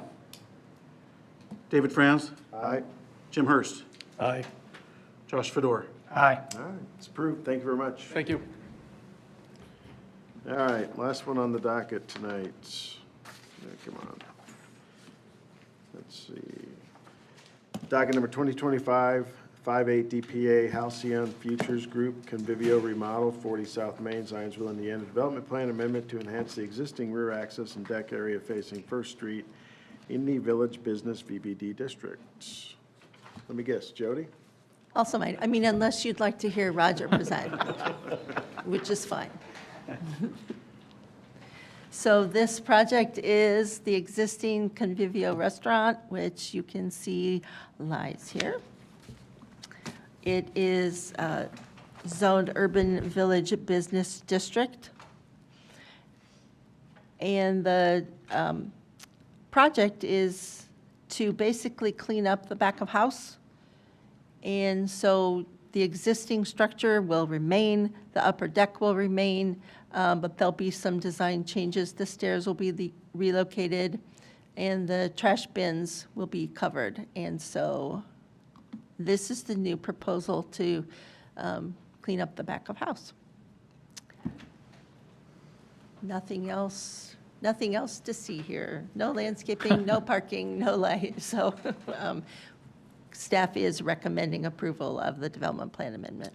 Yes, sir. Good evening. My name is Andrea Melani. I'm essentially the president of Spiga LLC, which is a company that owns Convivio Concept. We have 2 locations, one in Carmel and Zionsville. Currently another restaurant in Carmel, and we're in the process of opening a 3rd Convivio in Noblesville. So thank you, by the way, for hearing and reviewing. Thank you, Jody and Roger. They were very, very, very, very helpful to the process. So we're essentially trying to do here, we're trying to accomplish 3 things. One, trying to clean up, definitely. We need it. Even for me, every time I walk back there, it's not a pleasant view. But essentially to enhance architecturally the back, but also to have a proper enclosure for the trash, because we haven't had one. We've been there for 8 years now, and we've been battling with the neighbor. It hasn't been easy. And so we try to figure out a way to enclose the trash bins. And instead of continue to using the trash bins, we want to remove them completely using a 4-yard dumpster. And we figured the best way to do it without taking any parking spots was to actually find that little enclosure towards the left under the deck.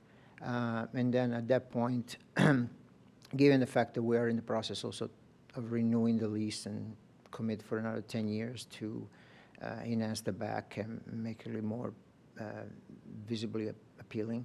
The other piece is to, we have a deck on the upstairs that it's not, we are intending to use it, but not all the time.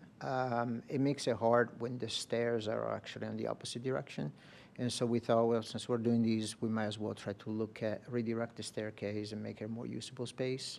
All in all, the idea is to enhance the space in the back, and then the landlord is very supportive as well. So we're looking at, making other improvements to the building. So we're looking for a favorable recommendation on these. So. Okay. All right, thank you. I have to ask, does anybody in the public like to comment on this matter? Being none, I'll go ahead and close the public hearing at this time. Open it up to members of the Plan Commission. Power lines on the 2nd floor, Yes. do they go actually underneath the deck? It is underneath the roof. I wish one day we could eliminate that. Everybody comments on it when we get up there. So I would have a concern with safety up there, having diners up there with a power line that looks significant. I think that's communication lines. I don't think that's power. I believe The it's- power's up higher. I believe Okay. it's the telephone Even line. still, it's a utility line underneath the deck Yeah. where diners might or may not, is that tied off somehow on the deck? I just It's, have, it's not. Okay. It runs through. But I believe that was previously approved. I've just not seen it very You often. guys are only doing something on the 1st floor, is that correct? That is correct. So technically, we would like to use the space upstairs. But at the end of the day, given the fact that we have a front space on the sidewalk up front for outdoor dining, the only reason to use it in the back is if we would have a private event, private party. So we were probably planned to have 6, 7, 8 during the summertime. It really makes it even more difficult for us to have someone tending guests up there, just because of the in and out, going up the stairs. So It's another way to also make sure that we can kind of maintain that upstairs in a way that it's, you know, again, it's maintained. If you don't use it, you lose it, so. The only access to the upper level from the stairs, or is there a door on the upper level? No, Okay. there's not. There's an actual door that leads to the roof, which we will aesthetically cover with something so that the door will look like a door going to the roof. And the only access is through that right door leading to the stairs. Gotcha. And it's impossible to create an actual access from inside going into the upstairs, unfortunately. As long as it's open for access for the fire department. I know there were questions about the lighting. I think at some point during but I think those, as of right now, we're planning to maintain what's there already, so. Is the dumpster enclosure sealed off completely? Does it have a roof on it, or is it vented out the top? It's under the deck. But is it vented, is it have a roof inside of there, or is it vented out? Okay. But we can, I was just concerned about potential of a fire in a dumpster or something. yeah, yep.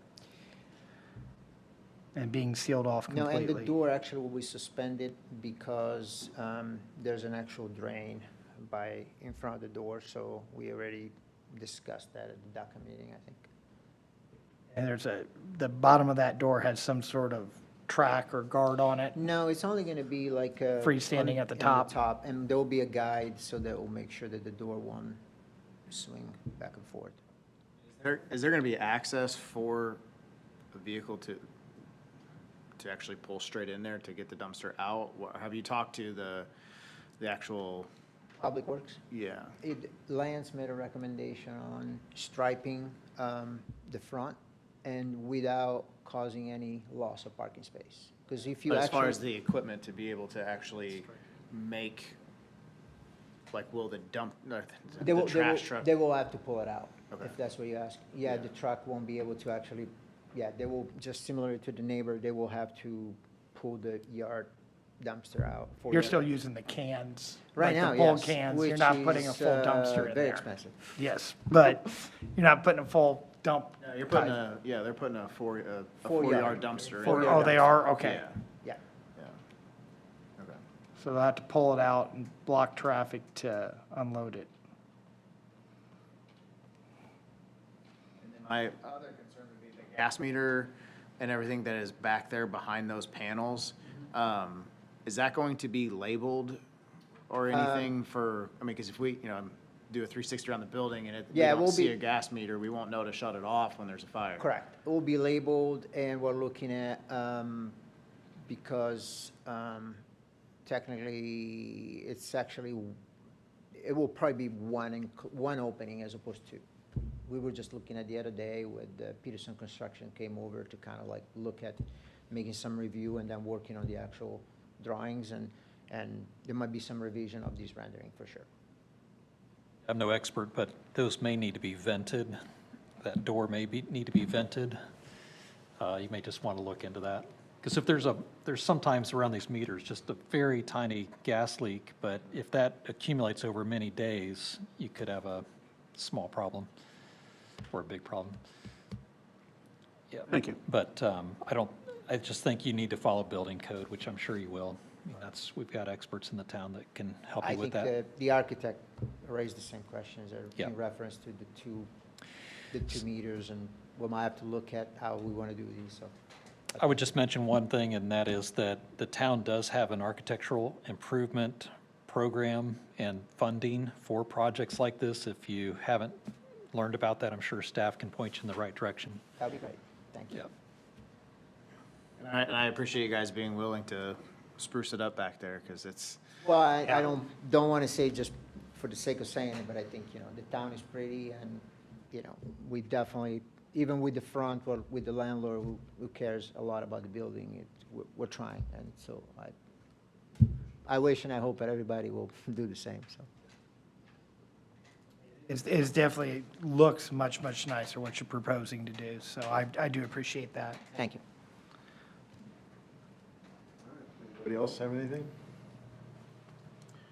I would move that docket number 2025-58-DPA Development Plan Amendment to build a 4-yard dumpster enclosure beneath the existing deck structure and reconfigure the existing deck stairs from a winding run to a straight run, and moved back with additional minor aesthetic updates such as new lighting and repainting be approved based on the findings of the staff report and staff recommendations. Future lighting cut sheets and photometrics be submitted for staff to review and approve prior to receiving a certificate of occupancy, and an encroachment permit is submitted to and approved by the Zionsville Department of Public Works. Second. Second. Any further discussion? Mike, would you please take roll? Brad Johnson. Aye. Josh Fedor. Aye. Kendrick Davis. Aye. Jim Hurst. Aye. David Franz. Aye. Andrew Cossack. Aye. All right. Thank you very much. Approved. Any other matters to discuss? Nope. Anybody? Is there a motion to adjourn? So moved. Second? Second? All in favor? Aye. Thank you, everyone. So it's next month's meeting that's going to be really full. Oh, my gosh.